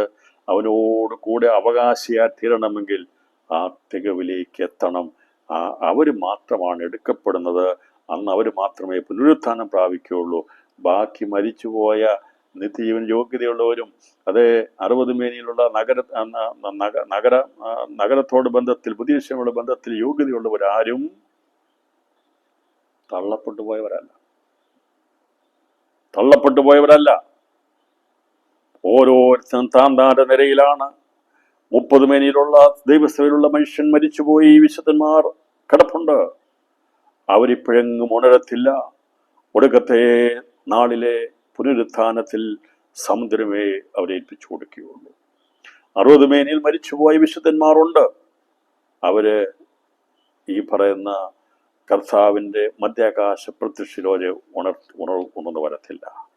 അവരുണർന്നു വരുന്നത് 2 സാക്ഷിയുടെ പുനരുത്ഥാനത്തിൽ ഉണർന്നു വരും. എതിർ ക്രിസ്തുവിൻ്റെ ഭരണസമയത്ത് ഇവിടെ രക്തസാക്ഷിത്വം വരിക്കുന്ന വലിയൊരു പുരുഷാരമുണ്ടായിരിക്കും, വലിയൊരു കൂട്ടമുണ്ടായിരിക്കും. അവര് ഒന്നാമത്തെ പുനരുത്ഥാനം പ്രാപിച്ചു. ഞാനിത് ആവർത്തിച്ച് പറയുന്നത്, പിന്നെയും പിന്നെ ആവർത്തിക്കപ്പെടുന്നത്. ഇത് കർത്താവിൻ്റെ അങ്ങനെ മരണത്തിൽ ഇങ്ങനെയുള്ള നിരകളുണ്ടെങ്കിൽ ആർക്കെങ്കിലും പറയാൻ സാധിക്കുമോ? സഭയിലുള്ള എല്ലാ മനുഷ്യരും ലോകത്തുനിന്ന് ഇവിടുന്ന് വേർപിരിയുമ്പോൾ മണവാട്ടി സഭയിലാണ് ഒന്നുള്ളത് ആർക്ക് പറയാൻ സാധിക്കും? ആർക്ക് പഠിപ്പിക്കാൻ കഴിയും? എല്ലാവരും തികവ് പ്രാപിച്ചവരാണോ സഭയിലുള്ളവര്? അങ്ങനെ ഒരൊറ്റ സഭ പോലുമില്ല. 100 മേനിയുള്ള ഒരു സഭ പോലുമില്ല. തികവിലേക്ക് എത്താൻ ഫിലദെൽഫ്യ സഭയെക്കുറിച്ചും സ്മിർന സഭയെക്കുറിച്ചും ദൂത് പറഞ്ഞപ്പോൾ അവിടെ കർത്താവ് പറഞ്ഞു, നിങ്ങളത് കാത്തുകൊള്ളണമെന്ന്. കർത്താവ് പറഞ്ഞതിൻ്റെ അർത്ഥം, ഇപ്പോൾ നിങ്ങൾ തികവുള്ളവരാ, ഇപ്പോൾ നിങ്ങൾ കുറവില്ലാത്തവരാ, പക്ഷേ നിനക്കുള്ളത് നീ പിടിച്ചോളണമെന്ന് പറഞ്ഞു. എപ്പോഴാണ് ഈ 100 മേനിയിൽ നിന്ന് പടപടാന്ന് ആൾക്കാർ വിശ്വാസത്തിൽ പോകുന്നുള്ളത് ദൈവത്തിനറിയാം. അതുകൊണ്ട് പ്രിയപ്പെട്ടവരെ, 30 മേനിയും 60 മേനിയും 100 മേനിയും കൊണ്ട് ഇനിയല്ല, എല്ലാ സഭകളും തികവുള്ളവരാണെങ്കിൽ വളരെ സന്തോഷം, അതങ്ങനെ തന്നെ ആകട്ടെ. എന്നാൽ ദൈവം പറയുന്നു, ഈ പറയുന്ന കർത്താവിൻ്റെ വരവെങ്കിൽ 100 മേനിയുള്ളവർ മാത്രം എടുക്കുക. അതിനു വേണ്ടി നാം കരഞ്ഞ് ദിവസം നമ്മുടെ ജീവിതത്തെ സമർപ്പിച്ച് വരവിനോട് ഒരുക്കപ്പെടണമെന്ന് ഓർപ്പിച്ചുകൊണ്ട്, അതുപോലെ ഈ ജീവനിലൂടെ അവകാശത്തിനുള്ള വലിയ ഭാഗ്യപദവി നമുക്കുണ്ട്. അത് പ്രാപിച്ചെടുക്കാൻ വേണ്ടി ദൈവത്തിനെ നമ്മളെ തന്നെ ഏൽപ്പിച്ച് കൊടുക്കുക എന്നതിനർത്ഥം, പിന്നെ എങ്ങനെയാണ് ഈ ജീവിക്കുന്നത് പലരും ചോദിക്കും. ഇതിൽ കൂടുതലൊക്കെ അല്ലേ ഞാൻ എങ്ങനെയാണ് ജീവിക്കുന്നത് എന്ന് ചോദിക്കാറുണ്ട്. അത് എങ്ങനെയാണ് ജീവിക്കുന്നതെന്ന് മനസാക്ഷിയോട് ദൈവാത്മാവ് സംസാരിക്കും. എന്തൊക്കെയാണ് കുറവെന്നുള്ള ദൈവം വെളിപ്പെടുത്തരും. നമ്മൾ ചോദിക്കുക, കർത്താവ് നിൻ്റെ വരവിന് എൻ്റെ ജീവിതത്തിൽ തടസ്സമായിട്ടുള്ള എന്തൊക്കെയാണെന്ന് ആരെങ്കിലും ചോദിച്ചിട്ടുണ്ടോ? ഉണ്ടോ? ഇരുന്ന് പ്രാർത്ഥന പോലെ ചോദിച്ചിട്ടുണ്ട്, കർത്താവ് നിൻ്റെ വരവിന് വേണ്ടി തടസ്സമായിട്ടുള്ള എൻ്റെ ജീവിതത്തിൽ എന്തൊക്കെയാണെന്നുള്ളത് നമ്മൾ എന്തെങ്കിലും ചോദിച്ചിട്ടുണ്ടോ? ഉണ്ടെങ്കിൽ നല്ലത്. അങ്ങനെ ചോദിച്ചാൽ ദൈവം പറയും ഇന്ന കുറവുണ്ടെന്ന് പറയും. കർത്താവ് ചോദിക്കുന്നതിനെ വെളിപ്പെടുത്തരുത്തുള്ളൂ. കർത്താവ് വരവിന് വേണ്ടി നാം കൈപൊക്കി ഇപ്പം പോകുമേ കർത്താവ് വന്നാൽ പോകുമേ എന്ന് പറയുന്നതിനേക്കാൾ നല്ലത് ഒന്ന് ചിന്തിക്കുന്നത് നല്ലതല്ലേ, എനിക്ക് പോകാൻ പറ്റുമോ, ഞാൻ തികവുള്ളതാണോ, ഇത് കർത്താവേ നിങ്ങളുടെ വരവിൽ എടുക്കപ്പെടാൻ എനിക്ക് എന്താണ് യോഗ്യത, എൻ്റെ കുറവുകൾ എന്തൊക്കെയാണ്, എന്നെ മറഞ്ഞിരിക്കുന്ന തെറ്റുകളെ പോക്കി എന്നെ ശുദ്ധമാക്കണമേ എന്ന് ദൈവത്തോട് നമ്മൾ യാചിക്കണം, പ്രാർത്ഥിക്കണം. ദൈവത്തോട് പറയണം, കർത്താവേ എനിക്കത് വെളിപ്പെടുത്തി തരണം, നീ അതെന്നിൽ നിന്ന് മാറ്റണം, ഇന്നിന്ന കുറവുകളെ എന്നിൽ നിന്ന് മാറ്റണമെന്ന് മനസ്സാക്ഷിയിൽ നിന്ന് നമ്മുടെ ഹൃദയം നമ്മളെ കുറ്റം വിധിക്കുന്നില്ലെങ്കിൽ നമുക്ക് ദൈവത്തോട് പ്രാഗൽഭ്യമുണ്ട്. ഏതെങ്കിലും കുറ്റം വിധിക്കുന്ന വിഷയം നമ്മുടെ ഹൃദയത്തിനുണ്ടെങ്കിൽ അത് മാറ്റി നമ്മലീകരണം പ്രാപിപ്പാൻ ദൈവാത്മാവിന്റെ രാത്രിയിൽ നമ്മളോട് ബുദ്ധി ഉപദേശിക്കുകയാണ്. നീരുറവയാകുന്ന കഥാവുമായി ബന്ധമില്ലാത്ത ആരൊക്കെയാണെന്ന് പറഞ്ഞുകൊണ്ട് ഞാൻ ഇന്നത്തെ ക്ലാസ് അവസാനിപ്പിക്കും. ഇവിടെ പറഞ്ഞിരിക്കുന്നത് ഭീരുക്കൾ. ഭീരുക്കൾ എന്ന് പറഞ്ഞു കഴിഞ്ഞാൽ തീ കണ്ട് പേടിക്കുന്നവന് പാമ്പിനെ കണ്ട് പേടിക്കുന്നതല്ല. ഭീരുക്കൾ എന്ന് പറയുമ്പോൾ നമ്മൾ വിചാരിക്കും, ആരാ പാമ്പിനെ കണ്ടാൽ പേടിക്കാത്തത്? എല്ലാവരും ധൈര്യശാലികളാണ്. അപ്പം അങ്ങനെ ഉള്ള ഭീരുത്വത്തെക്കുറിച്ചല്ല പറഞ്ഞിരിക്കുന്നത്. മനുഷ്യ ജീവിതത്തിൽ ഭയമുണ്ട്. പക്ഷെ ഭീരുക്കൾ എന്ന് പറഞ്ഞു കഴിഞ്ഞതിൻ്റെ അർത്ഥം പാപത്തിൽ നിന്ന് ഉളവായതാണ് ഭയം. ഇപ്പം കുഞ്ഞാടിൻ്റെ രക്തത്താലുള്ള ശുദ്ധീകരണം വിശ്വാസത്താൽ പ്രാപിക്കാത്തവരെല്ലാവരും മരണഭീതിയിലാണ് ജീവിക്കുന്നത്. ഇതിൽ നിന്ന് മോചനം പ്രാപിക്കാതെയാണ് മരിക്കുന്നതെങ്കിൽ നിത്യഭീകരതയാകുന്ന 2ാം മരണത്തിനായിരിക്കും അങ്ങനെയുള്ളവർ ചെന്ന് ചേരുന്നത്. ഇതാണ് ഭീരുക്കൾ എന്ന് പറയുന്നത്. ഈ ഭീരുത്വം എന്ന് പറഞ്ഞാൽ ആദം ഭീരുവായി. ഭീരുവായത് എപ്പോഴാ? അവൻ പാപം ചെയ്ത് കഴിഞ്ഞപ്പോൾ പറഞ്ഞു, ഞാൻ പേടിച്ചു, ഭയപ്പെട്ടു, നിന്നെ കാണാതെ കൊണ്ട് ഞാൻ മറഞ്ഞു. മരണം ദൈവമായിട്ട് ബന്ധത്തിൽ നിന്ന് അവനെ അകറ്റി, ഭയപ്പെട്ടു പോയി. ഭീരുത്വം. ദൈവം അങ്ങനെ പേടിച്ച് ദൈവത്തിൽ നിന്ന് അകന്നു പോയ മനുഷ്യനെ രക്ഷിപ്പാ നമ്മുടെ കർത്താവ് ധൈര്യശാലിയായി പിശാചിനെ പരാജയപ്പെടുത്തി അവൻ ജീവൻ തന്ന നമ്മുടെ ജീവിതത്തിൻ്റെ മൃത്യുഭീതി നീക്കി നമ്മെ ധൈര്യശാലികളാക്കി തീർത്തനായി ഇന്ന് രാത്രി ദൈവത്തിന് സ്തോത്രം ചെയ്യണം. നമ്മുടെ ഭീരുത്വത്തെ മാറ്റി നമ്മുടെ ഉള്ളിൽ ധൈര്യം പകർന്നല്ലോ. അതുകൊണ്ടാണ് പറഞ്ഞിരിക്കുന്നത്, ഞാൻ വിളിച്ചപേക്ഷിച്ച നാളിൽ നീ എനിക്ക് ഉള്ളിൽ ധൈര്യം നൽകി. നമ്മൾ ദൈവത്തിന് ധൈര്യം പ്രാപിക്കുക. ഇന്ന് ഞാൻ മരിച്ചാലും ഞാൻ ജീവിച്ചാലും എൻ്റെ ദൈവത്തിനുള്ളതാണ് എന്നുള്ള ഒരു ഉത്തമ വിശ്വാസം നമ്മുടെ ജീവിതത്തിൽ നിന്ന് ഭയത്തെ അകറ്റിക്കളയും. തികഞ്ഞ സ്നേഹം സകല ഭയത്തെയും അകറ്റുന്നതാണ്. ഞാൻ ജീവിച്ചാലും ക്രിസ്തുവിന്, മരിച്ചാലും ക്രിസ്തുവിന് എന്നുള്ള ഒരു തികഞ്ഞ സ്നേഹത്തിലേക്ക് കർത്താവ് നമ്മെ നയിക്കുന്നു. അതിനെയാണ് ധൈര്യം എന്ന് പറഞ്ഞത്. ഭീരുത്വം ധൈര്യശാലികൾ. ഭീരുക്കളാണ് ലോകത്തിൽ ദൈവത്തിൽ നിന്ന് അകന്നു പോയവർ. അവർക്ക് ഇപ്പോൾ ഭയങ്കര ധൈര്യമായിരിക്കും, പക്ഷെ ദൈവപ്രകാരം ഒരു ഭയങ്കര ഭയത്തിലായിരിക്കുന്നത് അല്ലേ? ദൈവമില്ല എന്നൊക്കെ പറയുന്നത് ഭയങ്കര ധൈര്യശൈലിയാണെന്നാണ് വിചാരിക്കുന്നത്. പക്ഷെ അവിടെ ഉള്ളിൻ്റെ ഉള്ളിൽ ആ ജീവന് കിടന്ന് ഭയപ്പെടുകയാണ്. അതെപ്പോഴാണ് വെളിപ്പെടുന്നത് അറിയാമോ? മരണസമയത്താണ് വെളിപ്പെടുന്നത്. നമ്മളെ ഇവിടെ മറ്റുള്ള പറയുന്നത് നീ ഭീരുവ, അതുകൊണ്ട് ആ ദൈവത്തിൽ ആശ്രയിച്ച് പ്രാർത്ഥന എപ്പോഴും ദൈവം പ്രാർത്ഥന എന്ന് പറയുന്നത് നിനക്ക് ധൈര്യമില്ലാത്തതുകൊണ്ടാണ് അല്ലേ? ലോകം പുച്ഛിക്കും, നിനക്കെപ്പോഴും ഉപവാസവും പ്രാർത്ഥന, നിനക്കെപ്പോഴും ദൈവാശ്രയമാണ്. ഞങ്ങൾക്കൊന്നതിൻ്റെ ആവശ്യമില്ല, ഞങ്ങൾ ധൈര്യമുള്ളവരാണ്. കാണാത്തൊരു ദൈവത്തെ വിശ്വസിച്ചുകൊണ്ട് സമയം കളയുന്നവരല്ല എന്ന് പറയുമായിരിക്കും. അനന്തരാത്രിയിൽ കാണാതെ ഒരു ദൈവമുണ്ടെന്ന് വിശ്വസിക്കുന്നത് നമ്മുടെ ധൈര്യമാണ്, നമ്മുടെ അഭിമാനമാണ്, നമ്മുടെ സന്തോഷമാണ്. പക്ഷെ ഇപ്പോൾ ഒന്നുമില്ല എന്ന് പറഞ്ഞുകൊണ്ട് ജീവിക്കുന്നതെല്ലാം കൈകാലിട്ടടിക്കുന്ന ഒരു ദിവസമുണ്ട്. ആ ഭീരുക്കളെ കുറിച്ച് പറഞ്ഞിരിക്കുന്ന ദൈവത്തിൽ നിന്ന് ശുദ്ധീകരണം പ്രാപിക്കാത്തവരെല്ലാം മൃത്യുഭീതിയിലാണെന്ന് ദൈവം ഓർമ്മപ്പെടുത്തുന്നു. എന്നാൽ കർത്താവിൻ്റെ രക്തത്താൽ ശുദ്ധീകരണം പ്രാപിച്ച് നമുക്ക് പറയാൻ സാധിക്കും, കർത്താവിൻ്റെ ഭയത്തെ മാറ്റി, എൻ്റെ മരണഭീതിയെ മാറ്റി ആ പ്രത്യാശയുള്ള ദൈവത്തിൻ്റെ മുഖം എനിക്ക് കാണാൻ കഴിയുന്നുണ്ട്. രാത്രി അവങ്കിലേക്ക് നോക്കി പ്രകാശരായി തീരുവാൻ നമ്മുടെ മുഖത്തെ ദൈവത്തോടെ നോക്കാനുള്ള ആ പദവി തന്നതിനായി സ്തോത്രം ചെയ്യാൻ. തെറ്റ് ചെയ്താൽ നമുക്ക് ആരുടെയും മുഖത്ത് നോക്കാൻ പറ്റുമോ? അവരെ കാണുമ്പോൾ നമ്മൾ മറയത്തില്ലേ? മറയപ്പെടാൻ ശ്രമിക്കില്ലേ? നമ്മൾ ശ്രമിക്കും. എന്നാൽ അങ്ങയുടെ അവസ്ഥയിലായിരുന്നു. ദൈവത്തിൻ്റെ കൃപയാൽ അവൻ മുഖത്തേക്ക് നോക്കുവാൻ ഭാഗ്യം തന്നതിനായി ദൈവത്തിന് സ്തോത്രം ചെയ്യും. അതാണ് ധൈര്യം, ദൈവത്തിൻ്റെ മുഖത്തേക്ക് നോക്കാൻ. കർത്താവിൻ്റെ രക്തത്തിൻ്റെ ജയം തന്ന് നമ്മളെ അബ്ബാ പിതാവേ എന്ന് വിളിക്കാനുള്ള ആ പുത്രത്തിൻ്റെ അവകാശം തന്ന് മക്കളാക്കി ജയകളാക്കി നിർത്തി ദൈവമുഖത്തേക്ക് നോക്കുവാൻ ദൈവം നമുക്ക് ധൈര്യത്തിനായി ഇന്ന് രാത്രി സ്തോത്രം ചെയ്യും. അതല്ലാതെ ധൈര്യത്തിൻ്റെ വാക്കുകൾ പറഞ്ഞ് നടക്കുന്നവരല്ല ധൈര്യശാലികൾ. ദൈവത്തിൻ്റെ മുഖത്തേക്ക് നോക്കുവാൻ, നീതിസ്വരനായിരിക്കുന്ന സകലത്തെയും വെളിപ്പെടുത്തുന്ന ദൈവത്തിന് മുമ്പാകെ അവൻ്റെ മുമ്പാകെ നോക്കുവാൻ, അവൻ്റെ മുഖത്തേക്ക് നോക്കുവാൻ, അവൻ്റെ മുഖപ്രകാശത്തിൽ നമ്മുടെ പാപങ്ങളെ വെച്ചിരിക്കുന്ന പറഞ്ഞിരിക്കുന്നത്. അപ്പം ആ മുഖപ്രകാശത്തിൽ പാപത്തെ നമുക്ക് വെളിപ്പെട്ട് നമ്മൾ കാണേണ്ട ദിവസം വരും. അങ്ങനെ വരാതിരിക്കാൻ വേണ്ടി അവൻ്റെ മുഖപ്രകാശ ശോഭയെങ്കിലേക്ക് നോക്കുമ്പോൾ പാപം വെളിപ്പെടാതെ പ്രത്യക്ഷപ്പെടുന്നത് ദൈവത്തിൻ്റെ കൃപയുള്ളവരാണ്. അതിനെയാണ് കർത്താവ് ആഗ്രഹിക്കുന്നത്. അങ്ങനെ നമ്മളെ ശുദ്ധീകരിക്കുന്നവരെയാണ് അതേക്കുറിച്ച് പറഞ്ഞിരിക്കുന്നത്. ഭീരുക്കളായിട്ടുള്ളവർ ദൈവമുഖത്തേക്ക് നോക്കാൻ മനുഷ്യൻ്റെ മുഖത്ത് നോക്കാൻ കഴിയത്തില്ലെങ്കിൽ പിന്നെ പ്രത്യേക ട്രെയിനിങ് ഒക്കെ കിട്ടിയവർ കാണും. എത്ര തെറ്റ് ചെയ്താലും ഒരു കുഴപ്പമില്ലാതെ ആരുടെ മുഖത്ത് നോക്കുന്നവർ കാണും. പക്ഷേ നീ ഒരു പക്ഷേ മനുഷ്യനും കളിപ്പിക്കാൻ സാധിക്കുമായിരിക്കും, നീതിസൂനായിരിക്കും ദൈവത്തിൻ്റെ മുഖത്തേക്ക് നിനക്ക് നോക്കാൻ കഴിയത്തില്ല. അത് ഓടി ഒളിച്ചതുപോലെ ഓടി ഒളിക്കാൻ വേണ്ടി ശ്രമിക്കും. പക്ഷേ എവിടെ പോയി നീ ഒളിക്കും?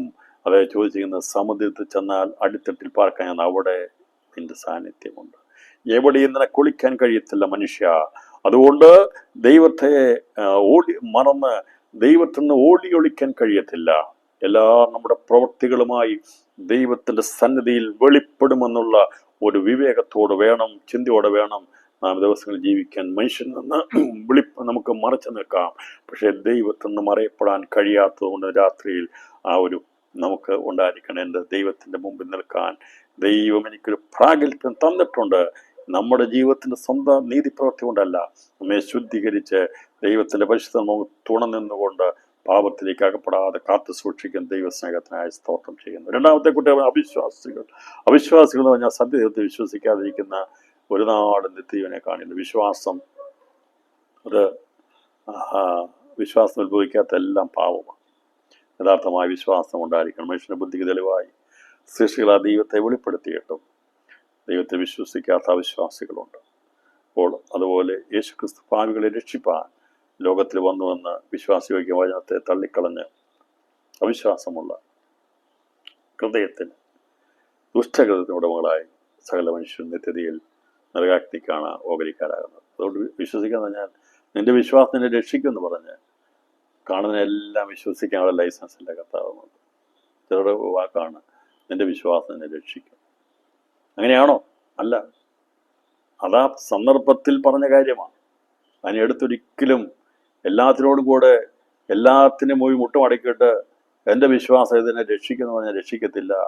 മുട്ടുമടക്കേണ്ടത് ആരാണോ ജീവൻ തന്ന് രക്ഷിച്ചത്, ലോകരക്ഷിതാവായിട്ട് ആരാണോ ലോകത്തിൽ വന്നത്, അവൻ്റെ മുമ്പിൽ മുട്ടുമടക്കി പറയണം, ഞാൻ പാപിയ, എന്നോട് ക്ഷമിക്കണം എന്ന് പറഞ്ഞാൽ അവൻ ക്ഷമിച്ചു തരും.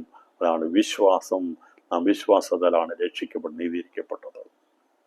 അതല്ലാതെ എൻ്റെ വിശ്വാസനെ രക്ഷിക്കുമെന്ന് പറഞ്ഞു പോയി കഴിഞ്ഞാൽ രക്ഷിക്കത്തില്ല മക്കളെ, രക്ഷിക്കത്തില്ല. രക്ഷ വേണമോ? ലോകത്തിൽ രക്ഷിതാവായി വന്ന യേശുക്രിസ്തു മുഖാന്തരമല്ലാതെ രക്ഷിക്കപ്പെടാൻ മറ്റൊരു മാർഗമില്ല. ഇനി വേറെ ഏതെങ്കിലും മാർഗമുണ്ടെന്ന് നിങ്ങൾ വിശ്വസിക്കുന്നെങ്കിൽ അതിനുള്ള പൂർണ്ണ സ്വാതന്ത്ര്യം ദൈവാത്മാവ് തന്നിരിക്കുകയാണ്. അതാർക്കും തടയാൻ കഴിയത്തില്ല.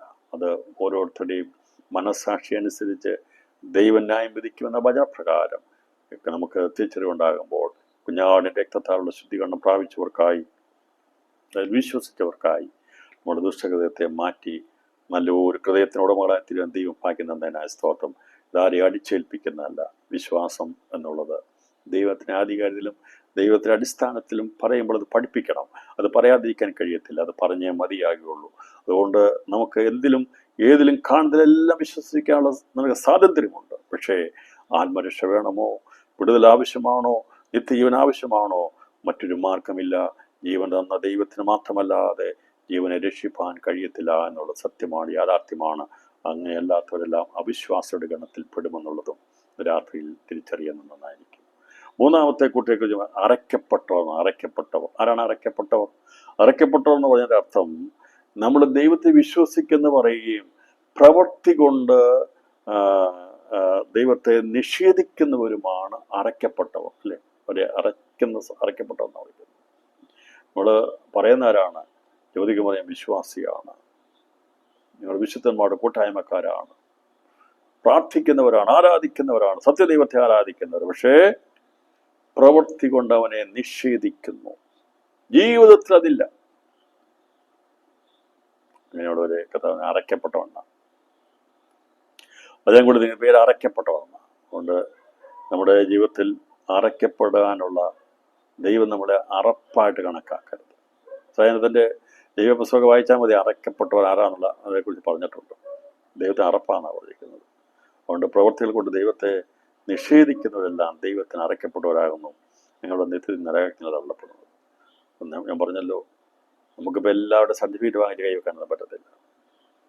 വിശ്വാസിയാണെന്ന് പറഞ്ഞുകൊണ്ട് കാണുന്ന എല്ലാവരുടെ അടുത്ത് അവിടെ എല്ലാ ഗുഡ് സർട്ടിഫിക്കറ്റ് ഒന്നും വാങ്ങിക്കണമെന്ന് അതിൻ്റെ അർത്ഥം. നമ്മുടെ ജീവിതത്തിൽ നാം ദൈവസന്നിധി നമ്മൾ അറയ്ക്കപ്പെടാൻ പാടില്ല. ദൈവം പറയരുത് നീ പേരുണ്ട്, നിന്റെ പ്രവൃത്തി ശരിയല്ല എന്ന് പറഞ്ഞ് ദൈവത്തിന് അറപ്പുള്ളതാകരുത്. മനുഷ്യൻ നമ്മളെ അറപ്പുള്ളതാക്കി നീ ഗുണമില്ലാത്തതെന്ന് പറഞ്ഞാലും കുഴപ്പമില്ല. പക്ഷേ ഞാൻ പറഞ്ഞല്ലോ, നമ്മുടെ പ്രവൃത്തികൾ നീതിയുക്തവും ദൈവത്തിന് ഹിതപ്രകാരമുള്ളതായി തീരുവാൻ പരിശുദ്ധാത്മാവ് നമ്മെ സഹായിക്കട്ടെ. നാലാമത്തെ ആൾക്കാരെ കൊലപാതകന്മാർ.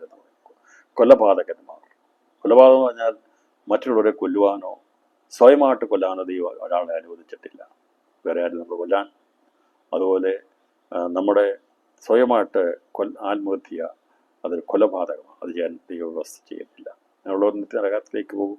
ഇതിനെ കഥ വഹിക്കുന്നത് വാക്കുകൊണ്ടുപോലും, മൂർച്ചയുള്ള വാക്കുകൊണ്ടുപോലും കൊല്ലുന്നവരുണ്ട്. അഗ്നിനരകത്തിന് കാരണബോധരാത്തിരും ദൈവനം അവരോട് പറഞ്ഞു. ന്യായപ്രമാണത്തിന് യോഗത്തിലോട് പറഞ്ഞു, മൂട എന്ന് പറഞ്ഞാൽ അഗ്നിനരകത്തിന് യോഗ്യനാക്കും. അപ്പം അതുകൊണ്ട് നമുക്കാരെയും ആരാണ് മൂടനെന്നോ ബുദ്ധിയുള്ളവനെന്നോ നമുക്ക് വിധിക്കാൻ അവകാശമില്ല. എല്ലാവരും ദൈവത്തിൻ്റെ സൃഷ്ടികളാണ്. അവർ ഏതെങ്കിലും വിധത്തിലുള്ള കാര്യങ്ങൾ ചെയ്യുന്നുണ്ടെങ്കിൽ ദൈവം അവരെ മൂഢജാതി എന്ന് വിളിക്കട്ടെ, നമ്മളാരും വിളിക്കണ്ട. നമ്മളതിന് അതിൻ്റെ പറഞ്ഞാലും പോകണ്ട. ദൈവമായ കർത്താവുമായിട്ട് അവർ തീർക്കട്ടെ. അതുകൊണ്ട് ഈ കൊലപാതകന്മാരായി തീരാതെ, അതേക്കുറിച്ച് അറിയാമല്ലോ, കൊലപാതകം എന്നുള്ളത് അറിയാം. നാവ് കൊണ്ട് കൊല ചെയ്യുന്നവരുണ്ട്. അപ്പം അങ്ങനെയൊക്കെയുള്ള കൊലപാതകമുണ്ട്. അതെല്ലാം അബ്സ്റ്റെയിൻ ചെയ്യണം, മാറി നിൽക്കണം എന്ന് പറയുന്നു. അഞ്ചാമത്തെ കൂട്ടര് ദുർനടപ്പുകാരാണ്. ജഡമോഹത്തിനനുസരിച്ച് ജീവിക്കുന്നവരാണ് ദുർനടപ്പുകാർ. ദുർനടപ്പ് നമുക്കറിയാം, നല്ല നടപ്പും ദുർനടപ്പുമുണ്ട്. സമൂഹത്തിൽ അതൊക്കെ കാണാവുന്നതാണ്. ദുർനടപ്പാണോ നല്ല നടപ്പാണോ എന്നുള്ളത് അത് നമ്മുടെ മനസ്സാക്ഷി നമുക്ക് പറയും. നമ്മളിങ്ങനെ നടക്കുന്ന നല്ല വഴിയാണോ, ദുർനടപ്പാണോ എന്നുള്ളത് ദൈവമാണെന്നുള്ളത് നമ്മുടെ മനസ്സാക്ഷി അറിയാം. മറ്റുള്ളവർക്ക് മനസ്സിലാക്കാൻ കുറച്ച് കഴിയുമ്പം നടപ്പ് ശരിയായിട്ടല്ല എന്നുള്ളത് കഴിഞ്ഞാൽ പറയും വഴിതെറ്റിപ്പോയി, ദുർനടപ്പാണെന്ന് പറയും. ആറാമത് പറയുന്നത് ശുദ്രക്കാർ. ശുദ്ധപ്രയോഗങ്ങൾ വർദ്ധിച്ചുകൊണ്ടിരിക്കുക, പൈശാചികമാണ്. അത്തരക്കാർ ഇടം പിടിക്കുന്നത് പിശാചോടൊപ്പമായിരിക്കും. ശുദ്രം ചെയ്ത് മയക്കിക്കളയും. മയക്കും. ശുദ്രം ചെയ്ത് മയക്കിയതാരെന്ന് ചോദിച്ചത്. മയക്കുന്നതാണ് ശുദ്രം. അത് ഗുണത്തിനും ചെയ്യാം, ദോഷത്തിനും ചെയ്യാം. ചിലരെ ശുദ്രം ചെയ്ത് മയക്കി പാട്ടിലാക്കും, ചിലരെ ശുദ്രം ചെയ്ത് മയക്കി നശിപ്പിച്ചു കളയും. എല്ലാം ഇതിൻ്റെ ഇതാണ്. ഒരു ശുദ്രപ്രയോഗവും ഉണ്ട് എന്നുള്ളത് ദൈവനം പഠിപ്പിച്ചിരിക്കുന്നു, കാണിച്ചിരിക്കുന്നു. ഉണ്ട്. ശുദ്രം ചെയ്ത് മയക്കിക്കളയുമെന്ന് പറഞ്ഞ് നിങ്ങളെ ശുദ്രം ചെയ്ത് മയക്കിയതാരെന്ന് ചോദിച്ചിട്ടുണ്ട്. ആത്മീയ ജ്യോതിമ ചോദിച്ചത്. ഇപ്പോൾ ശുദ്രം ഉണ്ട്. ഒരുപാട് കുടുംബങ്ങളെ തകർത്ത് കളഞ്ഞിട്ടാണ് ശുദ്ധിപ്രവർത്തികൾ. അത് ചെയ്താൽ അത് പൈശാചികമാണ്. അങ്ങനെ അത്തരക്കാർ ഇടം പിടിക്കുന്നത് നരകാഗ്നിയിലായിരിക്കും. ബിംബാരാധികൾ എന്ന് പറയുമ്പോൾ സത്യത്തിലുള്ള ജീവനുള്ള സത്യത്തെ ആത്മാവിലും ആരാധിക്കേണ്ട ജീവനുള്ള ദൈവത്തെയാണ്.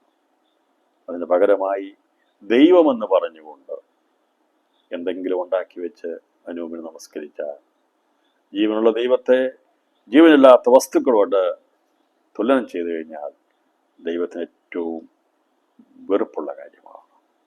അവൻ ജീവനുള്ള ദൈവമാണ്. ആ ദൈവത്തെ നമ്മൾ ഒരിക്കലും മറ്റുള്ള പക്ഷി, നാൽക്കാലി, മൃഗം എന്നിവയുടെ സദൃശ്യങ്ങൾ ഉണ്ടാക്കുവാൻ ദൈവനും വ്യവസ്ഥ ചെയ്യുന്നില്ല. റോമർക്കെഴുതിയ ലേഖനം വായിച്ചാൽ മതി. അതുകൊണ്ട് അങ്ങനെയുള്ളവരെ ദൈവം തള്ളിക്കളയും. ബിംബാരാധികൾ അഥവാ വിഗ്രഹാരാധികളെ കുറിച്ചാണ് പറഞ്ഞിരിക്കുന്നത്. ഓരോരുത്തരുടെയും ഇഷ്ടത്തിന് ദൈവം വിട്ടുകൊടുത്തിട്ടുണ്ട്. ദ്രവ്യാഗ്രഹം വിഗ്രഹാരാധനയാണ്. അപ്പം നമ്മളൊരു പക്ഷേ മറ്റൊന്നും ഞാൻ വളരെയധികം ദ്രവ്യാഗ്രഹിയാണെങ്കിൽ അതൊരു വിഗ്രഹമാണ്. ദൈവത്തെ കൂടാതെ എന്തെല്ലാം ഹൃദയത്തിലുണ്ടോ അതെല്ലാം വിഗ്രഹങ്ങളെ കേട്ടോ. പുറമേ ഉള്ളതല്ല, പുറമേ ഉള്ളത് മാത്രമല്ല, അകത്തുമുണ്ട് വിഗ്രഹങ്ങൾ. ദൈവത്തെ കൂടാതെയുള്ള വിഗ്രഹം. ഭർത്താവ് വിഗ്രഹമാകരുത്, മക്കൾ വിഗ്രഹമാകരുത്, പണം വിഗ്രഹമാകരുത്, ജോലി വിഗ്രഹമാകരുത്, പദവി വിഗ്രഹമാകരുത്, ഒന്നും വിഗ്രഹമാകരുത്. നമ്മുടെ ഉള്ളിൽ ഒരുവിനെ ബാക്കിയുള്ളവരെ സ്നേഹിക്കരുതെന്നല്ല, പക്ഷെ ദൈവത്തെക്കാൾ ഉപരിയായിട്ടുള്ളതെല്ലാം അത് വിഗ്രഹങ്ങളായി മാറ്റപ്പെടും. അതുകൊണ്ട് നമ്മുടെ ഹൃദയത്തിൽ ക്രിസ്തുവിനെ പ്രതിഷ്ഠിക്കാം. യേശു ക്രിസ്തുവിനെ നമ്മുടെ ഹൃദയത്തിൽ പ്രതിഷ്ഠിച്ചിരിക്കണം. ക്രിസ്തു പ്രതിഷ്ഠിക്കപ്പെട്ട് കഴിഞ്ഞാൽ അവനാണ് നമ്മുടെ ജീവിതത്തിൽ ഏറ്റവും വലുത്. അതിന് ശേഷമേ ഉള്ളൂ ബാക്കിയുള്ള എല്ലാ ബന്ധങ്ങളും.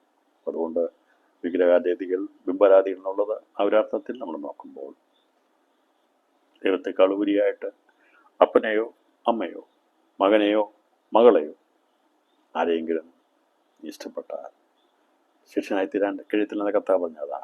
അത് പറഞ്ഞതിൻ്റെ അർത്ഥം അകത്ത് വിഗ്രഹമാണെന്നാണ്. അതുകൊണ്ടാണ് അവിടെ വിഗ്രഹാരാധനയെക്കുറിച്ച് പറഞ്ഞിരിക്കുന്നത്. അവിടെ 7-ാമത്തെ പറഞ്ഞിരിക്കുന്നത് ബോഷ്ക് പറയുന്നവർ. ബോഷ്ക് അവൻ്റെ അപ്പനുമായ സാത്താൻ്റെ സ്വഭാവമുള്ള സകലരും ബോഷ്ക് പറയുന്നതായിരിക്കും അവരുടെ അന്ത്യം നിത്യരാജ്ഞയാണ്. ബോഷ്ക് പറയുക എന്ന് പറഞ്ഞാൽ അത് മനഃപൂർവ്വമായിട്ട് പറഞ്ഞ് നാശത്തിലേക്ക് നയിക്കുന്നതാണ് ബോഷ്കിൻ്റെ ശക്തി. ഇന്ന് രാത്രിയിൽ ബോഷ്കും അതിൻ്റെ പ്രവൃത്തികളെയും വിട്ടുകളഞ്ഞ് ആവോളം സത്യം സംസാരിച്ച് ക്രിസ്തുവിൻ തലയോളം വളരുവാൻ കർത്താവ് നമ്മെ സഹായിക്കട്ടെ. അവിടെ പറഞ്ഞിരിക്കുന്നത് നാം ദൈവത്തിൻ്റെ വചനത്തിൽ നാം സത്യം സംസാരിച്ച് ക്രിസ്തുവിൻ്റെ തലയോളം വളരാൻ സാധിക്കുമെന്നാണ് എഫെസ്യർ ലേഖനത്തിൽ പറഞ്ഞിരിക്കുന്നത്. സത്യം സംസാരിക്കാൻ ഞാൻ പറഞ്ഞ എല്ലായിടത്തും എല്ലാം തുറന്നു പറയണമെന്നല്ല എൻ്റെ അർത്ഥം. നാം ഒരിക്കലും നമ്മുടെ സ്വന്തം നേട്ടത്തിന് വേണ്ടി നാം ബോഷ്ക്ക് പറയാൻ പാടില്ല. നമ്മൾ ഇപ്പോൾ കറക്റ്റ് എല്ലായിടത്തും കൃത്യമായിട്ടുള്ള കാര്യങ്ങൾ പറയണമെന്നല്ല എൻ്റെ അർത്ഥം. എന്ന് പറഞ്ഞാൽ ഇപ്പം പറയുമ്പം അങ്ങനെ പഠിപ്പിച്ചാൽ എൻ്റെ അർത്ഥം. ഞാൻ പറഞ്ഞത് നമ്മൾ അതിവിശുദ്ധിക്ക് പോകരുത്. എന്താ ലേറ്റായെന്ന് ചോദിക്കുമ്പോഴത്തേനും ഉള്ള കാര്യം പറഞ്ഞു. രണ്ടാമത്തെ പ്രാവശ്യം നമ്മൾ പറയുമ്പോൾ അത് തന്നെയാണ്. ചിലപ്പോൾ ഒരു പക്ഷേ വണ്ടി കേടായി പോകുമെന്നൊക്കെ പറയും. ഞാൻ പറഞ്ഞല്ലോ, സത്യം പറഞ്ഞാൽ ചിലപ്പോൾ അത് ബുദ്ധിമുട്ടുള്ള സ്ഥലത്ത് പറഞ്ഞിരിക്കാം. പക്ഷെ അതൊന്നും ദൈവം വലിയ ഭാവമായി കണക്കാക്കത്തില്ല. ബോഷ്ക്ക് പറഞ്ഞ് അതിനെ സ്ഥിരമായി ഒരു ആക്കി എന്ന് പറഞ്ഞാൽ ബോഷ്ക്ക് നമ്മൾ പറയുന്നതാണ്. ഒരു കഥ പറഞ്ഞത് ബോഷ്ക്ക് പറയാത്ത ജനമെന്നാണ്. സത്യം പറഞ്ഞാൽ നമുക്ക് ജീവിക്കാൻ സാധിക്കണം. അങ്ങനെയുള്ള കൂട്ടുകെട്ട് മതി, പിന്നെ കുഴപ്പമില്ല. നമ്മൾ സത്യം പറയുന്നവരുടെ കൂട്ടത്തിലാണ് പിന്നെ നമ്മൾ പറയേണ്ട ആവശ്യമില്ലല്ലോ, സാഹചര്യം വരത്തില്ലല്ലോ. ആ കൂട്ടുകെട്ടിൽ പെടുമ്പോഴാണ് പ്രശ്നം ഉണ്ടാകുന്നത്, അല്ലേ? ദൈവമക്കൾ സത്യനമസ്കാരികളാണ്. സത്യനമസ്കാരികൾ പിതാവിനെ സത്യവാന്മാവിൽ ആരാധിക്കുമെങ്കിൽ അങ്ങനെയുള്ളവരുടെ കൂട്ടായ്മ കൂടിക്കഴിഞ്ഞാൽ കുഴപ്പമില്ലല്ലോ.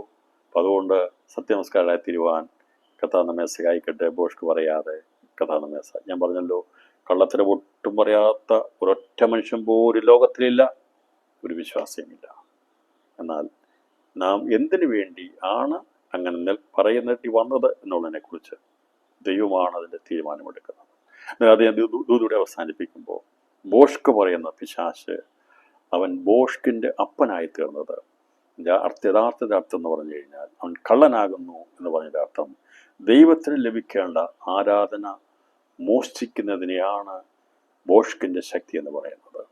ദൈവത്തിന് ദൈവത്തിന് കൊടുക്കേണ്ട മഹത്വത്തെ മോഷ്ടിക്കുന്ന കള്ളനാണ് സാത്താൻ. അവൻ വന്ന് നമ്മുടെ പഴയൊരു ഉടുപ്പോ ഷർട്ടോ ഒന്നും എടുത്തുകൊണ്ട് പോകാനല്ല സാത്താൻ വരുന്നത്. അറുക്കുവാനും മുടിക്കുവാനും നശിപ്പിക്കുവാനല്ലാതെ സാത്താൻ വരുന്നില്ല. അവൻ കള്ളനാണ്. അറുക്കുവാനും മുടിക്കുവാനും നശിപ്പാനും വരുന്ന കള്ളൻ്റെ സ്വഭാവമാണ് ബോഷ്ക്ക്. അവൻ പറഞ്ഞു വരുന്നതാണ്. അങ്ങനെയുള്ള ഇതിനെയാണ് ഇവിടെ ബോഷ്ക്ക് എന്ന് പറഞ്ഞിരിക്കുന്നത്. സാത്താൻ വരുന്നത് നമ്മുടെ ഒരു പഴയ ഉടുപ്പെടുത്തുകൊണ്ട് പോകാനോ അല്ലെങ്കിൽ നിന്റെ ഒരു 5 പവൻ്റെ മാല കൊണ്ടുപോകാനോ ഒന്നും അല്ല സാത്താൻ വരുന്നത്. അറുക്കുവാനും മുടിക്കുവാനും നശിപ്പാനുമല്ലാതെ സാത്താൻ. അതിനുവേണ്ടി അവൻ ഏത് മാർഗം ഉപയോഗിക്കും. അതിനെയാണ് ബോഷ്കിൻ്റെ മാർഗം. ഒരു മനുഷ്യനെ സത്യവിശ്വാസം അകറ്റിക്കളയുവാൻ, അവൻ നിർമ്മല വിശ്വാസം അകറ്റിക്കളയാൻ വേണ്ടി ശത്രു വരാൻ സാധ്യതയുണ്ട്. ബോഷ്കിൽ വിശ്വസിക്കാൻ പാടില്ല, സത്യവചനത്തിൽ വിശ്വസിക്കണം. അതാണ് ബോഷ്കിൽ പ്രിയപ്പെടുക എന്ന് പറയുന്നത്. നമ്മുടെ ദൈനംദിന ജീവിതത്തിൽ പറയുന്ന ചെറിയ ചെറിയ കാര്യങ്ങളെക്കുറിച്ചല്ല ഇവിടെ ദൈവാത്മാവ് പറഞ്ഞിരിക്കുന്നത്. ബോഷ്കിൽ ഇഷ്ടപ്പെടുക എന്നതിൻ്റെ അർത്ഥം സത്യദൈവത്തിൽ നിന്ന് അകന്നു പോയി ചെയ്യുന്നതിനെയാണ് ബോഷ്കിൻ്റെ പ്രവൃത്തി എന്ന് പറയുന്നത്. അവൻ ചെയ്യുന്നത് മുഴുവനും കള്ളത്തരങ്ങളാണ്. എന്തിനാ ചെയ്യുന്നത്? സത്യദൈവത്തിൽ നിന്ന് മനുഷ്യനെ അകറ്റിക്കളയാൻ വേണ്ടിയാണ്. അങ്ങനെ അവൻ്റെ ഏജന്റുമാരായി തീരുവാൻ പാടില്ല. അവരെക്കുറിച്ച് നമുക്ക് കാണാൻ സാധിക്കുന്നത് കള്ളപ്രവാചകന്മാർ എന്നാണ് പറഞ്ഞിരിക്കുന്നത്. അതേക്കുറിച്ച് എതിർക്രിസ്തുവിൻ്റെ പഠനത്തോട് ബന്ധത്തിൽ നമുക്കറിയാം. കള്ളപ്രവാചകന്മാരുണ്ട്. അവരൊക്കെ ബോഷ്കിൻ്റെ ആത്മാവിൽ ആരാധിക്കുകയും ബോഷ്കിൻ്റെ ആത്മാവിൽ പ്രവചിക്കുന്നവരുമാണ്. ദൈവത്തിൻ്റെ കൃപയാൽ നാം ദൈവത്തെ സത്യാത്മാവിൽ ആരാധിക്കുന്ന നമസ്കാരികളായി തീരുവാൻ ഈ രാത്രി ദൈവം നമുക്ക് കൃപ തന്നതിനാൽ ദൈവത്തിന് സ്തോത്രം ചെയ്യാം. അതുകൊണ്ട് ദിവസങ്ങളിൽ നാം തള്ളപ്പെട്ടു പോകുന്നവരായിട്ടല്ല, നാം കർത്താവിൻ്റെ കൃപയാൽ ദൈവത്തിൻ്റെ കൃപയാൽ ദൈവം നമ്മെ കണ്ടിരിക്കുന്നത് ജീവനീളയുടെ അവകാശം തരാൻ വേണ്ടി തികഞ്ഞ വിശ്വാസത്തിലേക്ക് എത്തിച്ചേരുവാൻ പരിശുദ്ധാത്മാവ് നമ്മെ സഹായിക്കട്ടെ. അതിനായി നമുക്ക് ജീവിതത്തെ സമർപ്പിക്കാം. ഇതുവരെയും നാം ഉള്ളം തുറന്ന് ദൈവത്തോട് ആത്മാർത്ഥമായി പ്രാർത്ഥിച്ചിട്ടില്ലെങ്കിൽ കർത്താവേ, അങ്ങയുടെ വരവിന് വേണ്ടി എന്നെ ഒരുക്കണമേ എന്നുള്ള ഒരു ആത്മരോധനം നമ്മുടെ ഹൃദയത്തില്ലെങ്കിൽ ഈ പഠനം മുഖാന്തരമായിട്ട് നമുക്കത് ആവശ്യമാണ്. എല്ലാ ദിവസവും ദൈവത്തെ ഓർപ്പിച്ചുകൊണ്ട് വല്ലവിധേനയും എങ്ങനെയെങ്കിലും കർത്താവേ, എന്നെയും എൻ്റെ പ്രിയപ്പെട്ടവരെയും ഒക്കെ കർത്താവേ അങ്ങയുടെ വരവിൽ എടുക്കപ്പെടണമേ, ഞങ്ങളെ രൂപാന്തരപ്പെടുവാനുള്ള കൃപ നൽകണമേ എന്നുള്ള പ്രാർത്ഥനയോടെ ആയിരിക്കാൻ പരിശുദ്ധാത്മാവ് തുണ നിൽക്കട്ടെ എന്നുള്ള ദൂത് കൈമാറിക്കൊണ്ട് ഞാൻ ഈ 102-ാമത്തെ ബൈബിൾ സ്റ്റഡിയുടെ പഠനത്തിന് അവസാനം കുറിക്കുന്നു. ദൈവം ബാക്കിയുള്ള ഭാഗങ്ങൾ ചിന്തിപ്പാൻ കർത്താവ് നമ്മെ സഹായിക്കട്ടെ. തുടർന്ന് പ്രാർത്ഥിക്കണമെന്ന് അപേക്ഷിക്കുന്നു. കർത്താവ് നമ്മെ ഏവരെയും ധാരാളമായി അനുഗ്രഹിക്കുമാറാകട്ടെ.